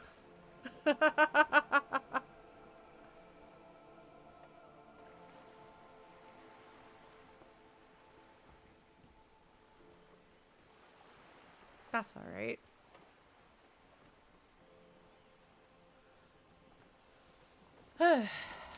So I can say, I'll handle it. It's under control. 2. This investigation will be my masterpiece. The one they remember me by. I promise. 3. Yes, I'm in serious trouble here. Or 4. It'll be a fucking disaster. I know it. All those people will die. Huh.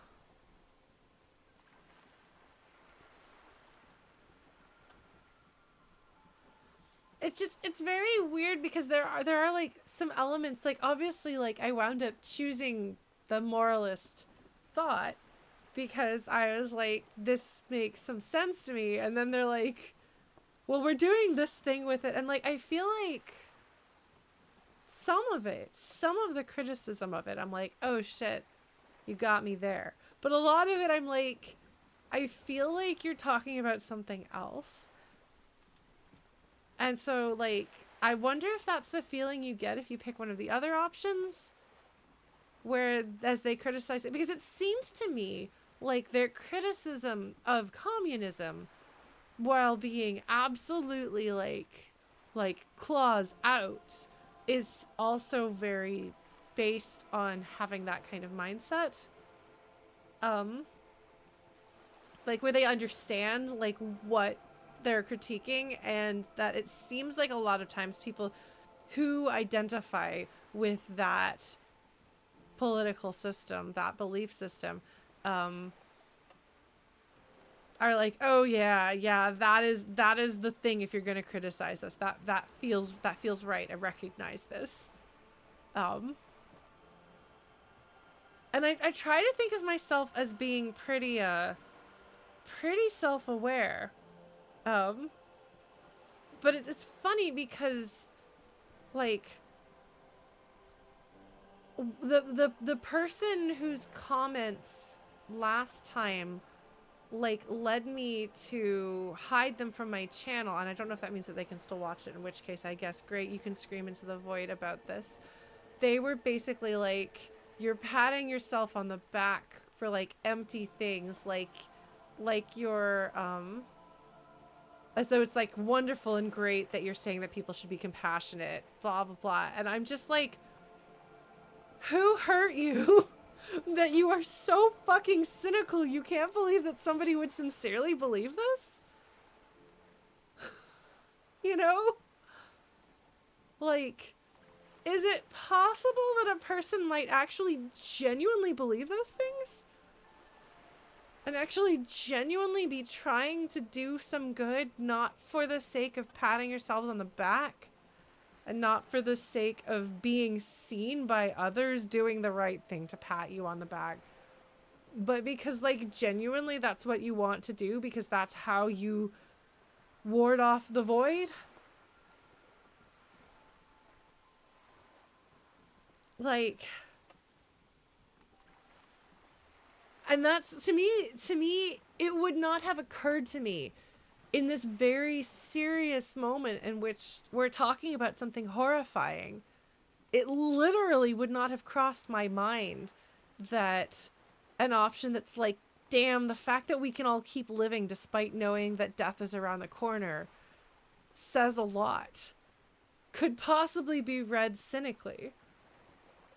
Like, the world is full of really shitty things. Like, right now, it is all you can do to get out of bed sometimes, because the world is full of terrible things.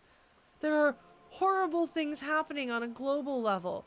There are terrible things happening in the lives of people I care about. It really often feels like the world is going to shit. And there is literally nothing I can do about it. But I can't just give up. As long as there is something in me that allows me to get up and continue trying, I kind of have to do that.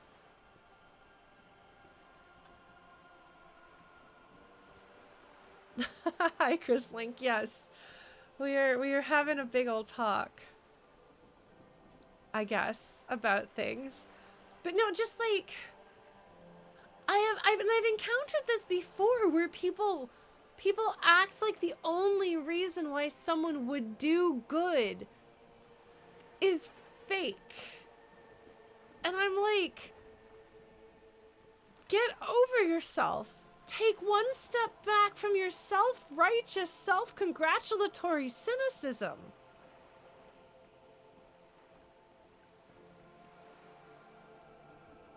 And allow for the possibility that other people might actually have functional hearts, even if you don't.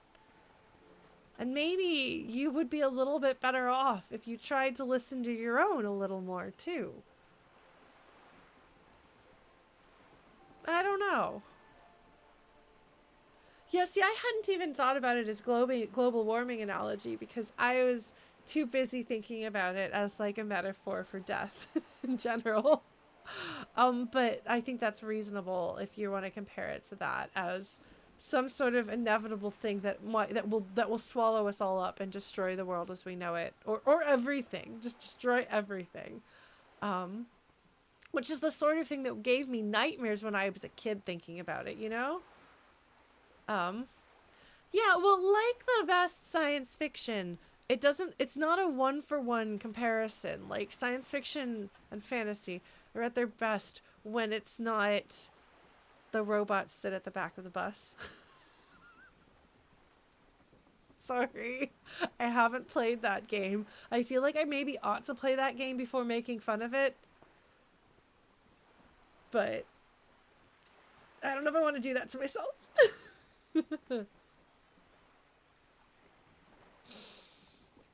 But yeah, like, no, the best science fiction gets at where you can say, this is probably what they're talking about. This is probably what inspired them, but it's not exactly the same thing. And so it can also say more. Yes, it's Detroit Become Human. Man, if anyone wanted to see me be potentially really nastily critical of a game, that might be it. I watched a little bit of the murder mystery one, and it was a really badly written thing. It was so bad. I've seen a few scenes from it. It was so bad. And everything I've heard about Detroit Become Human, I'm like, really? Especially because, like, I like robot stories.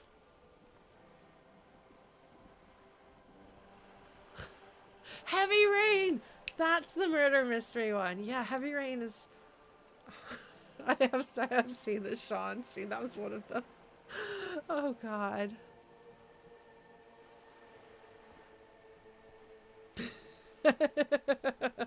Anyway, maybe if we ever need, like, all the people who want me to yell about why I don't like BioWare, you don't actually want that, because I don't want to hurt anyone's feelings. But I don't know if I would hurt anyone's feelings if I played Detroit Become Human and criticized it. Man. Yeah, if you haven't read Murderbot Blues, you should read Murderbot. It has robots in it. It's really good. It's really good. Murderbot is about a cruel, unfeeling, callous, like, cyberpunk dystopian universe and people who care despite it. I love those books. So. Anyway. I'm sorry that I'm just, like, yelling a lot about everybody should read Murderbot, but, like, I haven't fallen, like, head over heels in love with the book series like this in a really long time. The last time was the Verkosigan books, which were, like, literally written for me. So apparently there's a crossover between the two, but I can't read it yet, so I haven't read all of the Verkosigan books. I'm putting them off. Anyway. This isn't Lauren Talks About Science Fiction, although it could be. We could have a book club, but unfortunately, I forget what I read too badly. Yes, that is her. Buchholz, is that how you say her last name? Anyway, Miles Verkosigan is everything I want in a character, and Miles's parents are everything I want in a character. They're really great. This game is totally 100% science fiction. No question. This is secondary world science fiction. It's great. Great. Man. Good night, good night. I'm sorry. X Hunter like Mega Man? Anyway, good night. Sorry. I just realized that that could be a Mega Man reference.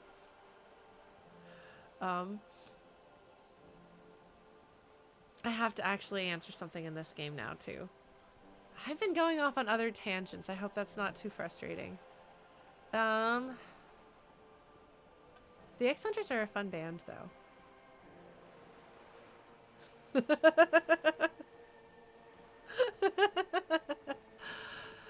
Huh.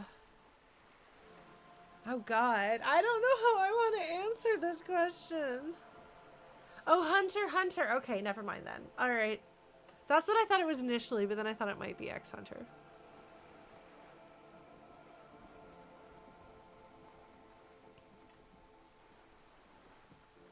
That's true. Tangenting is kind of my natural state, isn't it?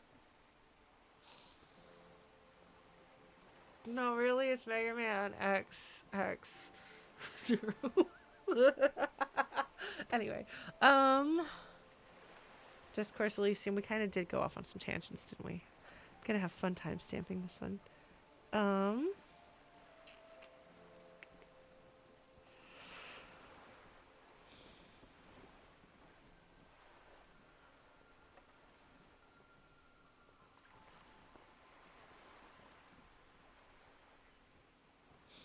Kim didn't want me to talk to her about this because Kim didn't want her to know that I didn't know this.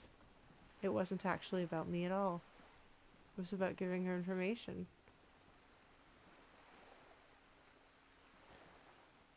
Well, that's all right. Sorry, Kim, but my need for lore overrides whatever you're trying to do strategically against the boss monster.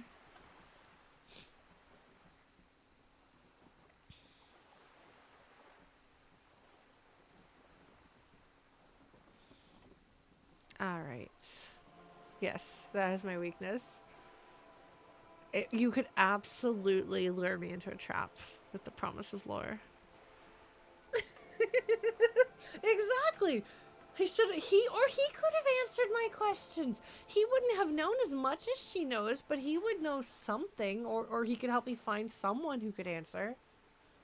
Just saying. What did you think was gonna happen, Kim?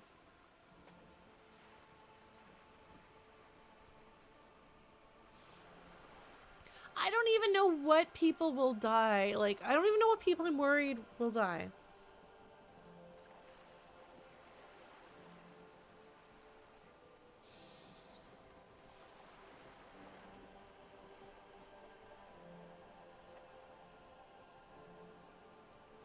It's possibly that could be that's fair. Please. Handle is under control. Like 2 is clown. Like one is not convincing. 2 is clown shoes. 3 is honest but bad, and 4 is. I'm gonna take morale damage if I pick 4. Pretty sure. She'll charm you with her intricate world knowledge. Yeah, maybe. She is very pleasant to talk to after talking to the other people. Like, her politics may be horrifying in their own way, but... Let's see.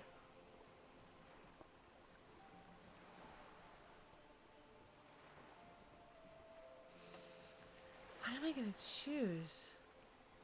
What am I gonna choose? Sophie, what should I choose? Sophie is snoozing. That's right, baby, I am talking about you. Oh, you're so cute. I see your little eye. I see that you know that you're being talked about. Your little ear is twitching. Yes, Sophie is choosing snoozing. She's not choosing violence. If she were awake, she might choose violence. Given that I love that that's an emote that we have. It makes me very happy.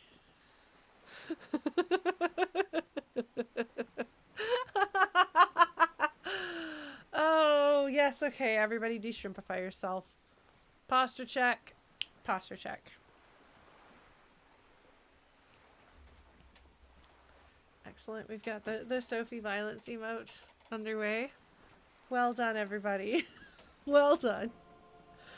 That is the appropriate response when we do property damage. Oh, man.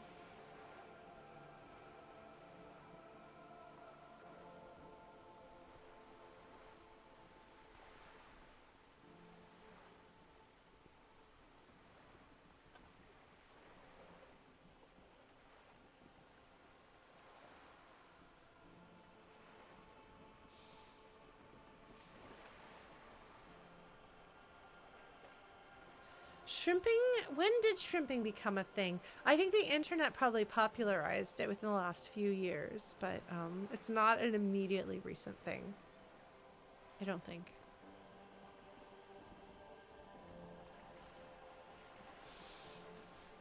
Like, I know that my roommate has referred to my cat shrimping for, like, the few years that we've been living together. 2015-ish? Okay. Sophie! Sophie got up to turn around and lay down the other side. She's got to toast the other side. Shrimp were invented in 2015, yes. I'm stalling. I don't know what to say. Okay, I should probably actually either give myself a reason to pick a particular answer. Okay, so... like, if I'm open and honest with her, she does have humanity, so it is possible that she will actually help me out. But it's also possible that she will destroy me if she knows that she can destroy me.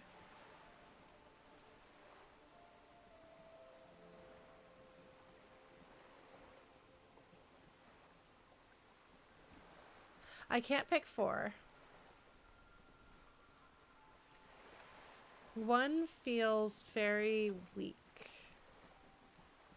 but also probably the safest answer.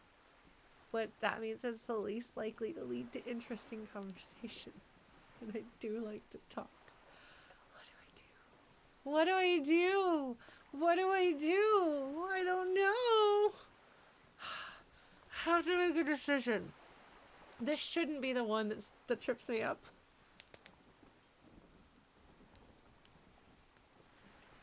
I can clown shoes this a little bit.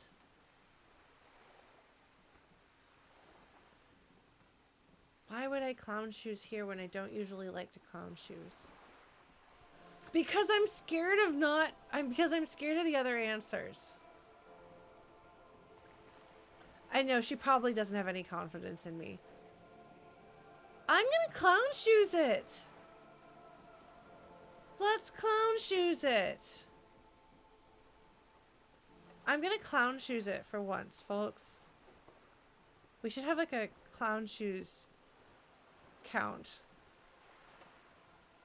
Yeah, it's sincere clown shoes. That's the thing about Ocelot, is that he can simultaneously be sincere and clown shoes sometimes. All right. This investigation will be my masterpiece. The one they remember me by. I promise. There's a lot of ways to be remembered by. There are a lot of ways to be remembered. All right, we're going to do it. I hope so. I truly do. If I may suggest, hold on to your colleague, Kitsuragi. I ran a check on him and he is very competent. In the meanwhile... I'm sorry, that's really adorable. I mean, it's also, like, rude. But, like, yeah, no, he is really great. She genuinely respects him. Honestly, I think Joyce actually likes Ocelot, too. I mean, I don't think that would stop her from destroying both of them if she needed to. But I think she likes him. She can tell that he's very broken, but she sees he has, at least as I'm playing him, like, it seems, because I'm not doing this all, like, it's popping up, I guess because of how I built him. He has a brilliant mind under there. He's off the wall and funny, and he seems like he might have been charming before he broke. You know? So I think she can see what he used to be and has the potential to be. And also finds the breaking fascinating, which, I mean, fair.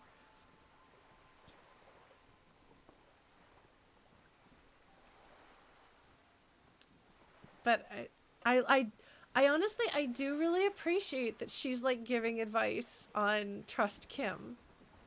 He knows what he's doing. He's gonna be mad at me for this, though. I hope this isn't what leads to the dissolution of our marriage. Some of that assurance is meant for herself, as much as it's meant for you. She must have a lot on the line here. Okay. So she's been telling herself, even if this guy is nuts, his partner is good.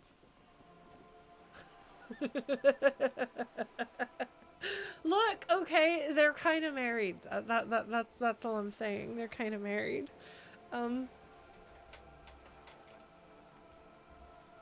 I just, Joyce, if you'll work with me, I could probably do a better job.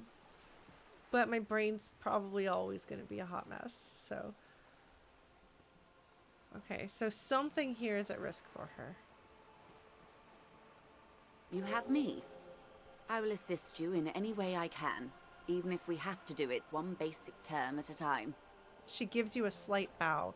Like, I think she finds this fascinating, and I think because she sees the broken pieces of you, she's like, I would like to see what happens if we put this person back together. I think I could like him. I think he could be a person that I'm happy to know.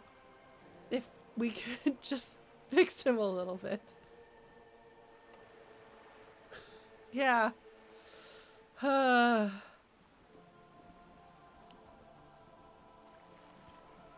That's all for now.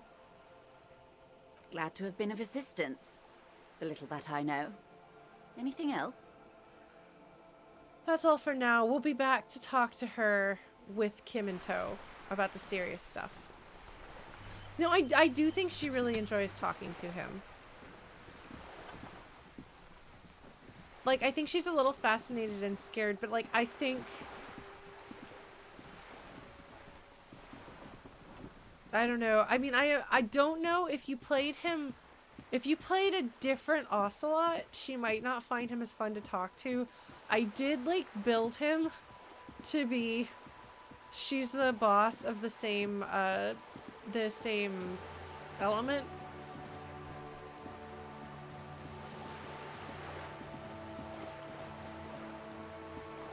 You know? Like, I guess if you had, like, a big dumb Ocelot who just wanted to punch guys, maybe she wouldn't like you as much. That's an interesting thought. I hadn't really thought too hard about that, I don't think. If I had, I'd forgotten about it. But, like, it really feels like she...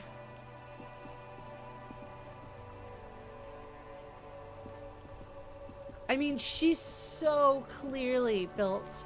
She's so clearly the sort of character that I enjoy talking to.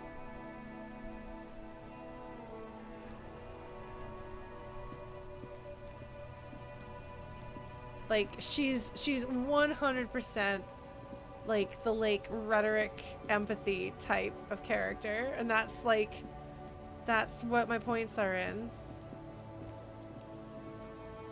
Just put another point in rhetoric. I really like it.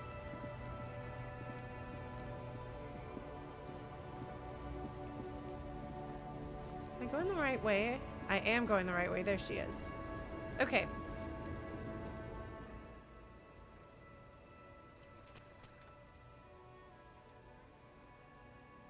I can't think of anything clever. So we're gonna go with that.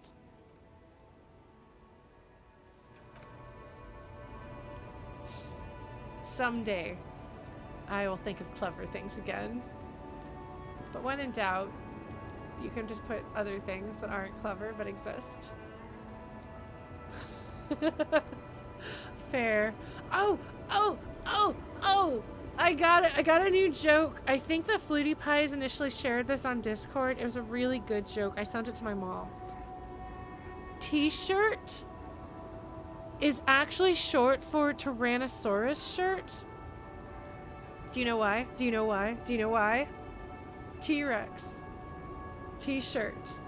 Why is a t-shirt a Tyrannosaurus shirt? Because of the short arms, the short sleeves. Yes! It's very exciting. And what's particularly delightful about this is that it fits perfectly with my other joke. I have 2 jokes that are about... Well, have I told you my other joke? Have I told you folks my other joke? Can I give you my joke? Can I tell you my joke? I have 1 joke. Now I have 2. I have to keep them both. Okay. Okay. All right. Buckle up. So one of my friends many years ago, like 15 plus years ago, was like, I have a joke. Everyone should have a joke. I'm going to give you my joke. And then you'll have it. And then you'll have a joke. And if you ever need a joke, you've got one. Okay. Here's the joke that my friend gave me. So now it's my joke. Where did the little king keep his little armies?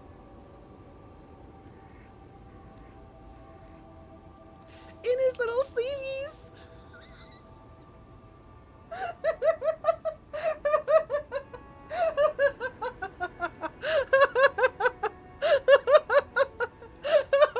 It's best if you can pull your arms into your sleeves, but these sleeves don't work that way.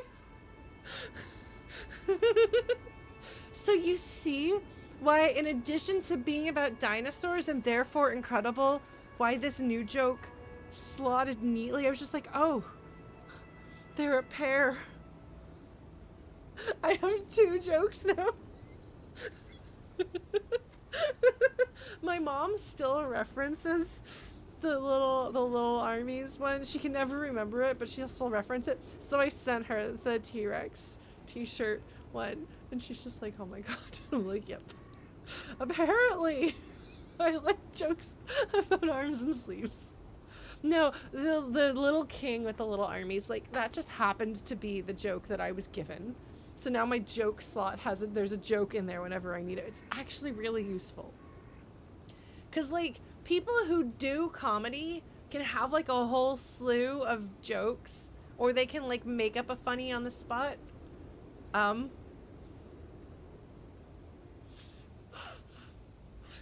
I keep my jokes up my sleeve. In case you need one, you never know. You never know when you need to have a joke. And it's really handy to have one. Because then when everything else falls out of your brain because you're on the spot and you forget anything funny you have ever heard or been told, you have one joke because it is in your joke slot. So when your brain wipes due to ADHD panic, it doesn't wipe things that you've slotted into equipment slots. So it's like when you're playing a roguelike and you don't lose any of the stuff you're holding, but you lose the stuff in your inventory. It's like that. Yes, and it is helpful that it is child friendly. But I have 2 that are child friendly now, and one of them's even about dinosaurs. I explain everything in RPG terms, okay?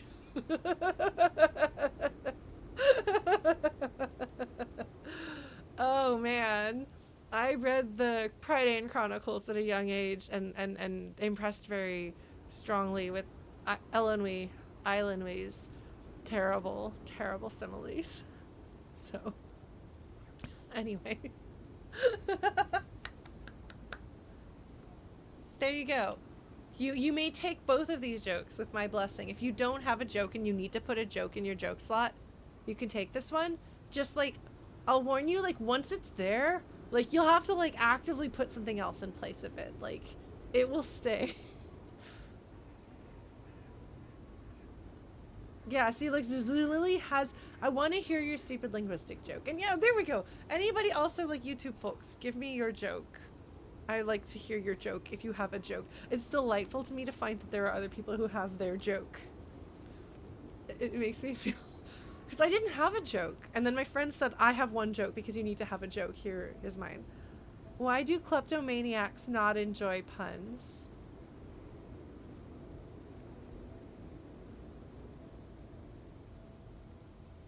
Oh my god, Chrono. Is that right? They take everything literally? Oh my god. Oh my god. Is that it? Because that's wonderful. Oh my god. That's a good one. See, that would be a better joke for my joke slot because it's wordplay and about thieves, and I like thief characters. Okay. Oh, I've heard Chronos before, but it's a good one. 2 muffins are in an oven. One says, "Boy, it sure is warm in here." The other one says, "Ah, a talking muffin," right? Isn't that right? Yeah.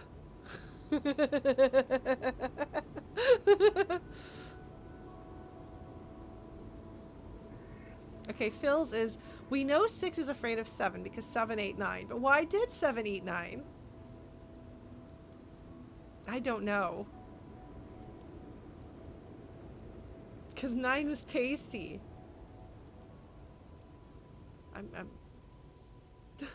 because you need 3 squared meals per day. No. That's a good one. These are good. These are, and they, you know, there's something that these all have in common. They're all like polished, proper jokes. Like somebody who knew what they were doing, crafted these jokes, and they have the flair of being made by a skilled person, and so we all are like, I like this one, or I need a joke. I'm taking this one now. What kind of virus do you get from digital mosquitoes? Malware. Oh god, amazing. A+. A+. Alright, well, feel free to continue sharing your jokes. I'm so happy everyone has... Oh, you made that one! Good job, Violet! Wow! You made your own joke. The rest of us all bought one, which is fine. We're allowed. That's okay, Resolution Blaze. Should I call you Blaze? Yeah, you can take the Little King joke. Yes. If you Blaze. Okay, that's what I called you at first, and I was like, wait, should I? I don't know. Sometimes I arbitrarily assign people nicknames based on their names. So, yeah. All right. Shall we talk to the Paledriver? Let's talk to the Paledriver. Are you guys okay with that? Since we've just talked about jokes for a while.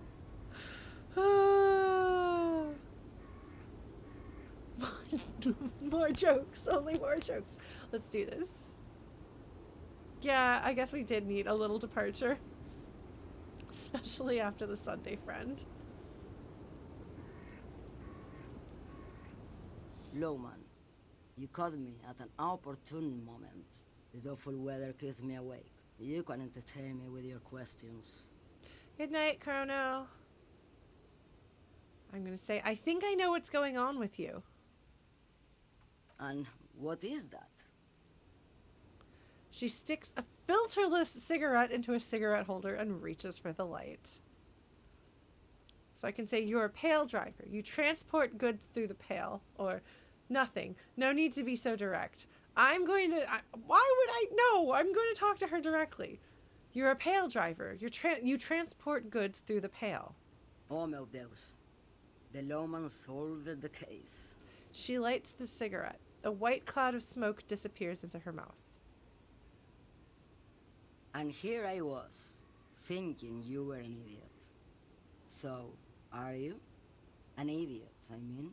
She breathes out and the air tastes sweet. Okay. Alright. I can say, I blacked out after a night of heavy drinking and lost all memory of the world. 2.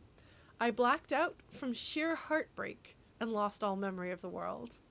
Oh. The corn cob answer! I'm not an idiot. I'm a detective of the RCM. Don't say I'm an idiot.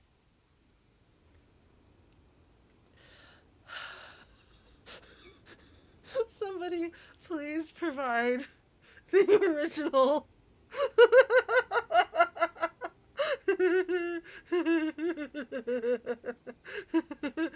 If anyone does not understand that reference, congratulations, you are not on Twitter, and I'm proud of you. Or you have not been on Twitter, and I'm proud of you. I'm not owned. I'm not owned, I say as I'm shrinking slowly to a corn cob. Yes. That is Drill. Thanks, Drill. Wind. Yeah. There was an account on Twitter that was eminently quotable and amazing.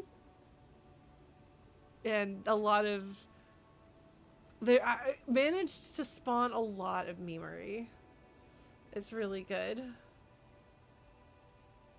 Good night, Chrono. Go get some snoozing. Alright. Obviously, the corn cob answer is out.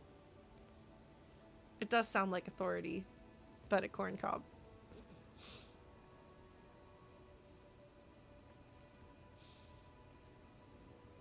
Thing is, sometimes it's perfectly appropriate to reference that the thing that is happening is the corn cob. Isavi, thank you for following. Yes, face God and walk backwards into hell. That is also a Drill tweet. It's amazing. So good. There are a bunch of drill tweets that are just brilliant. Okay.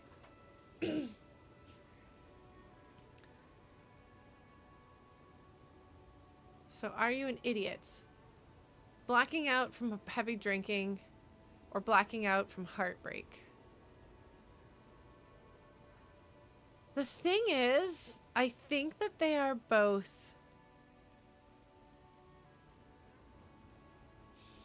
They're both kind of true. Oh my god, I'm so excited to see that Drill quotes are happening.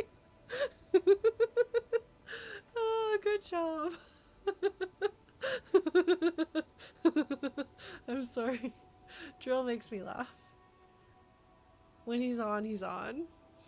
Alright, do I pick one or do I pick two? Sophie, you're awake. Do I pick one or do I pick two, baby?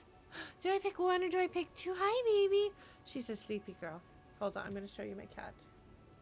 Sophie is awake. Sophie is barely awake. My desk is a mess.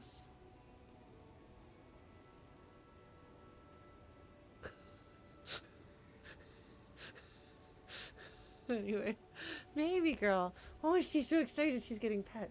Hello, baby. Oh, she yawned. I have to give you the narrative of what's going on. What answer do I choose? So I start getting distracted sometimes because I don't want to have to pick an answer. All right. Like, I feel like blacking out from heartbreak is something that the Paledriver would understand. Like, I feel like that is an answer that I could say to her because, I mean, she's really direct and she might be like, oh, you are an idiot. But we're all idiots. Would be kind of what I would expect from her for that. I'm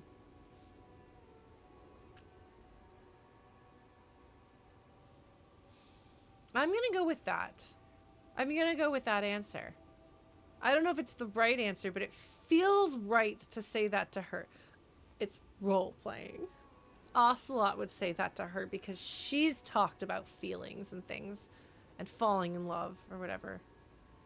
Will the old woman bully you for using drama? Probably, but she might enjoy it. I think she's going to make fun of me no matter what. So let's have her make fun of me for this. See if I take morale damage for it. I'm always convinced I'm going to take morale damage. Sometimes I do. Alright, I blacked out from sheer heartbreak and lost all memory of the world. Like Gabriel Buenguerro in Segúreme, Paraíso. You're the opposite of me, then. I remember everything, even the things I never knew. She nods and smiles unkindly.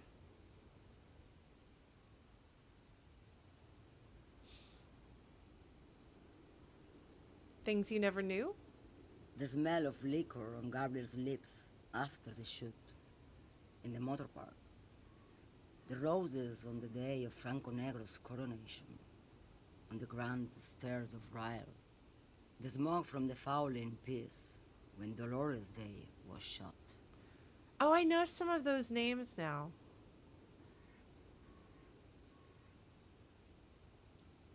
Some of these are historical moments that she couldn't possibly have been alive for.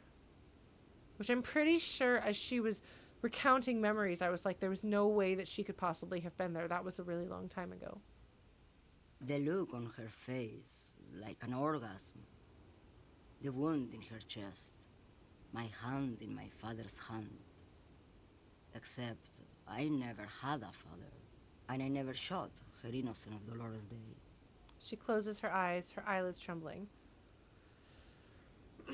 So I can either say over radiation or isn't that dangerous?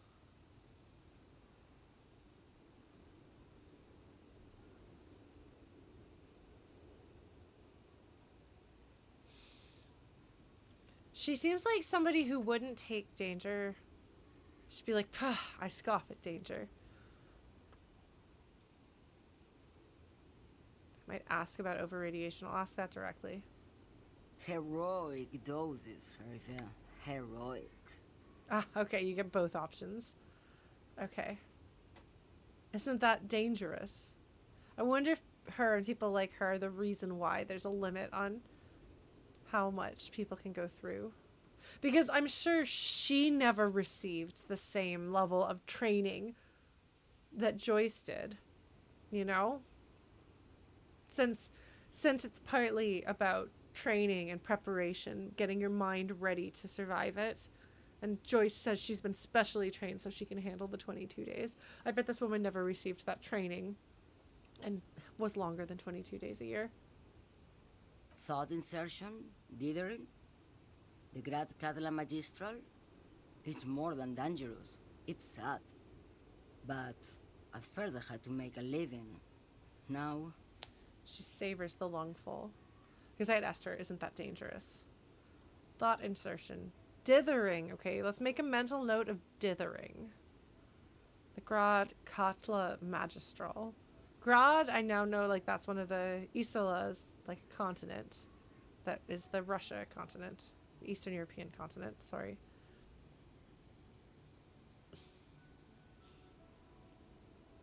I don't know if I know Katla, and I mean, Magistral, that sounds like it has something to do with lawyer stuff. I don't know.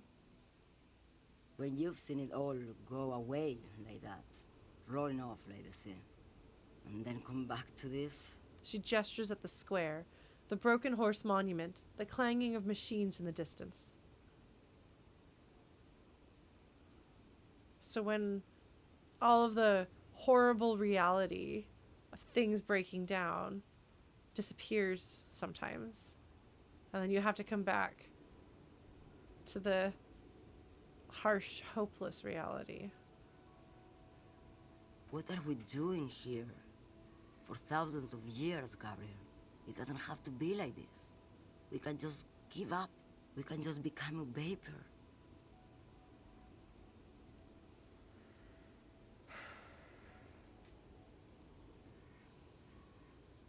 I wonder if there's kind of a call of the void involved here. I'm gonna ask her some questions. What does it look like, the Pale? Like looking into the ocean at night, in the dark.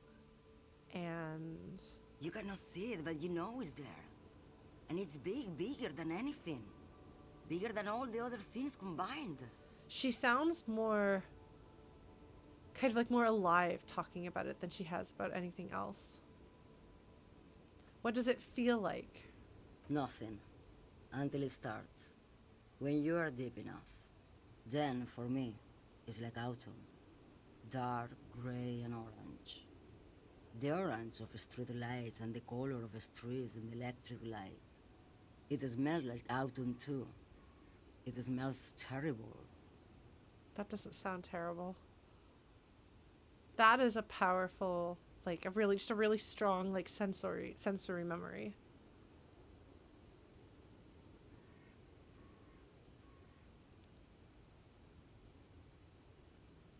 Nostalgia. Cooped up in the cabin, shaking.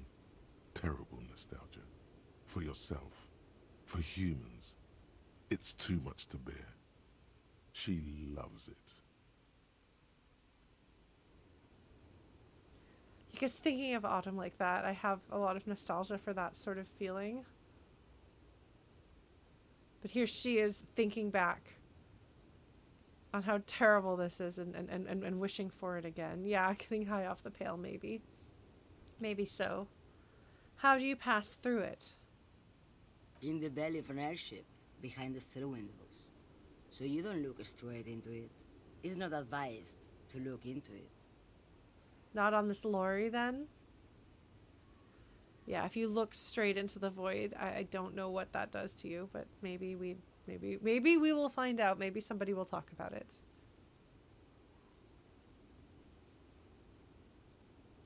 Not on this lorry, then? No, the same one, a roller. They all are nowadays. Special wheels for connecting to the floor of the hold. She points to the machines, clumped up like toys. She's still doing it.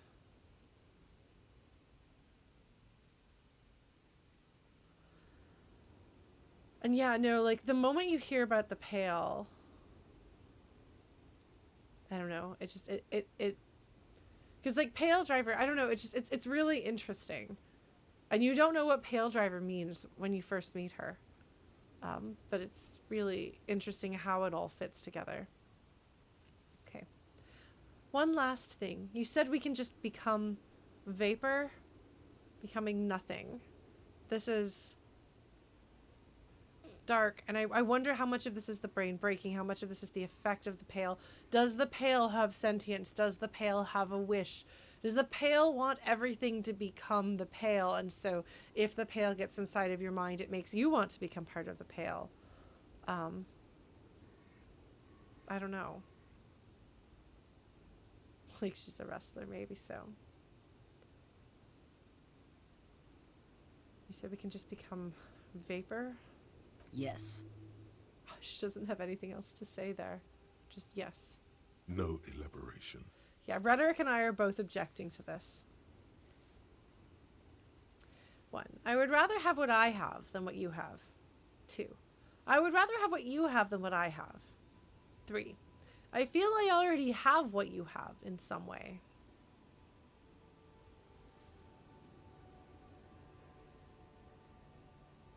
The past is lost to him, and yet it's around him, reminding him of it without him ever being able to access it, almost as though it wasn't his, as though these are someone else's memories in a way, of someone else's life. The world around him is unknown and unfamiliar. He has to have the basics of it explained because everything has ceased to exist. It's like he has been nothing and has to become something again. So I think it's fair to say that his nothing seeking something is in some ways similar to her something seeking nothing, if that makes sense.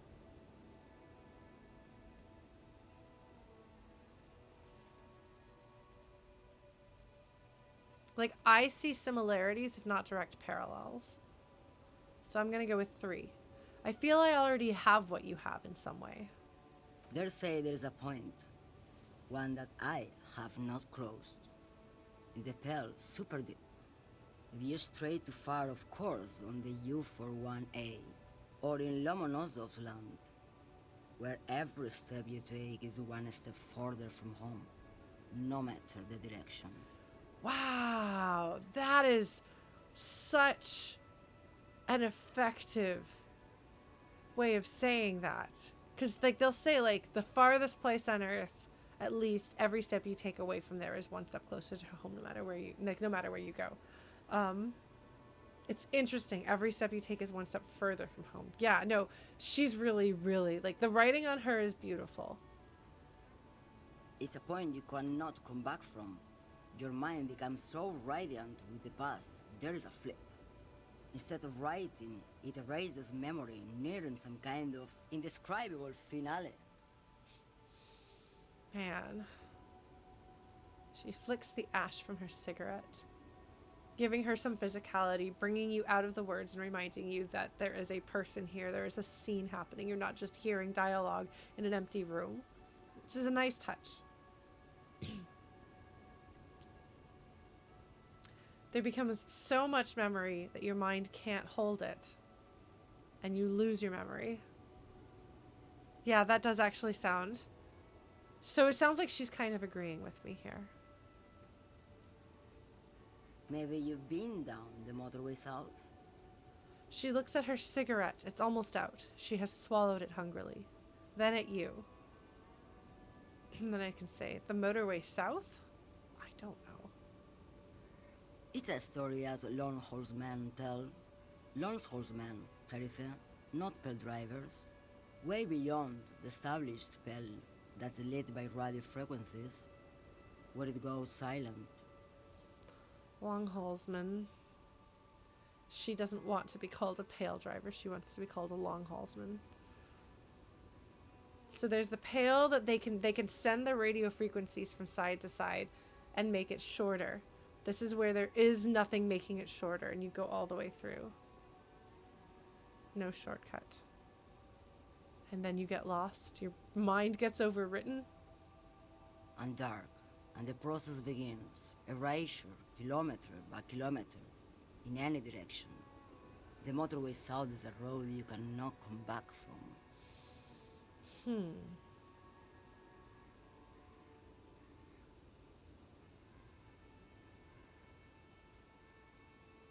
In a way, it does feel like his memories aren't going to come back.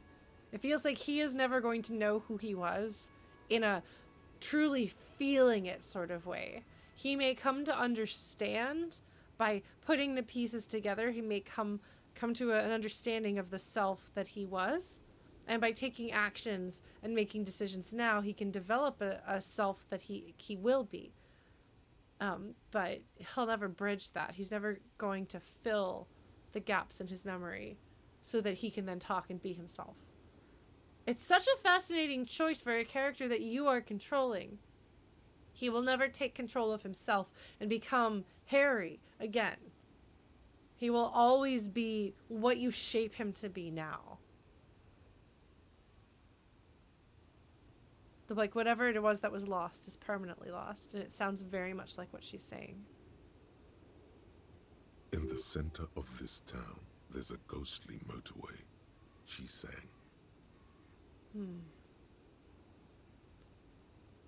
So I can either keep singing, it takes all the people where they want to stay, or what is at the end of the Motorway South? I'm gonna sing that back to her.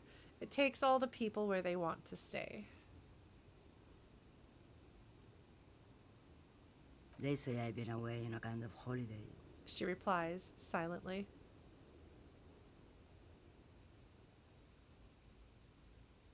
So we both know this song. And then, what is at the end of the Motorway South? No one knows what's at the end. I've only glimpsed the beginning. She takes the cigarette out of the cigarette holder and extinguishes it. That is like such like a final action. It's a very like strong action for like the scripting of this, the blocking of this scene. I've only felt it in the distance when I was a child rowing on the lake. I knew I was gonna get a thought about that. So I can ask her, ma'am? She goes silent, her eyes close and her hands shake. Ma'am. Josiana. A sigh escapes her lips, then silence as she stares within herself. There is nothing more to do now. She's far away. Okay. She is receding in the clutches of some indescribable scattered emotion. The child descending.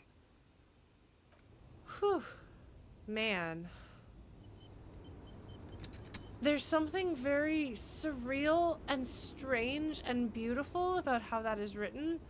It's a little uncomfortable, but not in a way that you can put your finger on. Like, I can't be like, oh, that was some body horror, you know?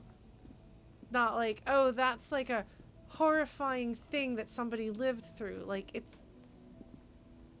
it's this really strange, understated discomfort. Like, the idea of, like, losing bits of yourself, or, because I kind of have some idea of what a little of that is like, but taking on other people's memories and not having control over when they come to you, and like how do those memories, like where are they contained that they get put in the mind of those who pass through? Like, do all people who die end up in the Pale and their memories become part of the Pale? Do the people whose memories she's experiencing, are they from places that were taken by the Pale? I don't know that makes sense. But I do kind of wonder whether those who die, their memories are carried into the Pale. But it's also possible that in some ways, like, the memories are like,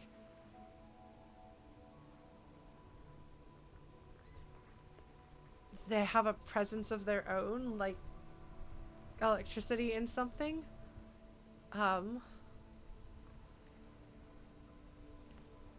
Yeah. I don't know. And of course, well, the thing is, I think her memories might be of random people sometimes, but it's the people who she knows who they are that are the ones that she mentions. So it could be that they are the noteworthy people that she knows who they are, so she mentions them. It may be that only those whose stories are noteworthy enough remain in the Pale. I don't know. And I'm here trying to make this make sense, trying to think of how it would work, like what it would take to make Sophie's staring at me. What it would take to make memory linger so that it can be passed on like that. Like, how does it remain in the Pale? But there doesn't have to be an answer. It can just be that is just a way that the Pale is, and you can just do that in your story. You can just say that's how it is. I don't know. Because, like, I'd love to hear her remember things that she has no frame of reference to know what they are or what's happening in them, but the memory is there, so it couldn't have possibly been something that she imagined. To hear if that's what happens, or if her memories are in some way tied into, I don't know. Like, I'd be curious because I want to know, how do these things work? But we may never get to know. And yeah, no, it's true. The characters don't understand how the universe works. They're not God, you know, if that makes sense. But it's really this very interesting stuff. I feel like my understanding of the Pale hasn't like been like completely like, whoa, my mind is blown. The effects of the Pale on people, that's very interesting, and I'm wondering if they'll do more with that or if that's mostly just world building. But it's fascinating stuff. It's really interesting, and it feels like it's more like refining. Like, we got the explosion, whoa, the Pale exists, and then it's refining what we understood of the Pale, what we know of the Pale, what it is, which I enjoy very much. And I like the characterization with her. And, you know, we might as well look at this. Motorway South. -1 to visual calculus, bizarre angles. You're thinking about things weirdly. It takes 8 hours. At the edges of the map, the landmass begins to disintegrate into pure trigonometry. The ocean melts, becoming a tangle of sines and cosines. The mountain range turns into a sharp-angled azimuth. Its green rain shadow dithers like music turning into a waveform, and then vanishes. This is the end. A half-remembered textbook from your childhood. The porch collapsing on the edge of the Isola. A transition from reality to Pale. A single vector shoots out like a rocket. It's the Motorway South, splintering off from the known pale. To where? Where does it go? I'm very curious about this. Also, cat. Sophie. Sophie, say hello to chat. Sophie is being a kitten. Like she's got to do.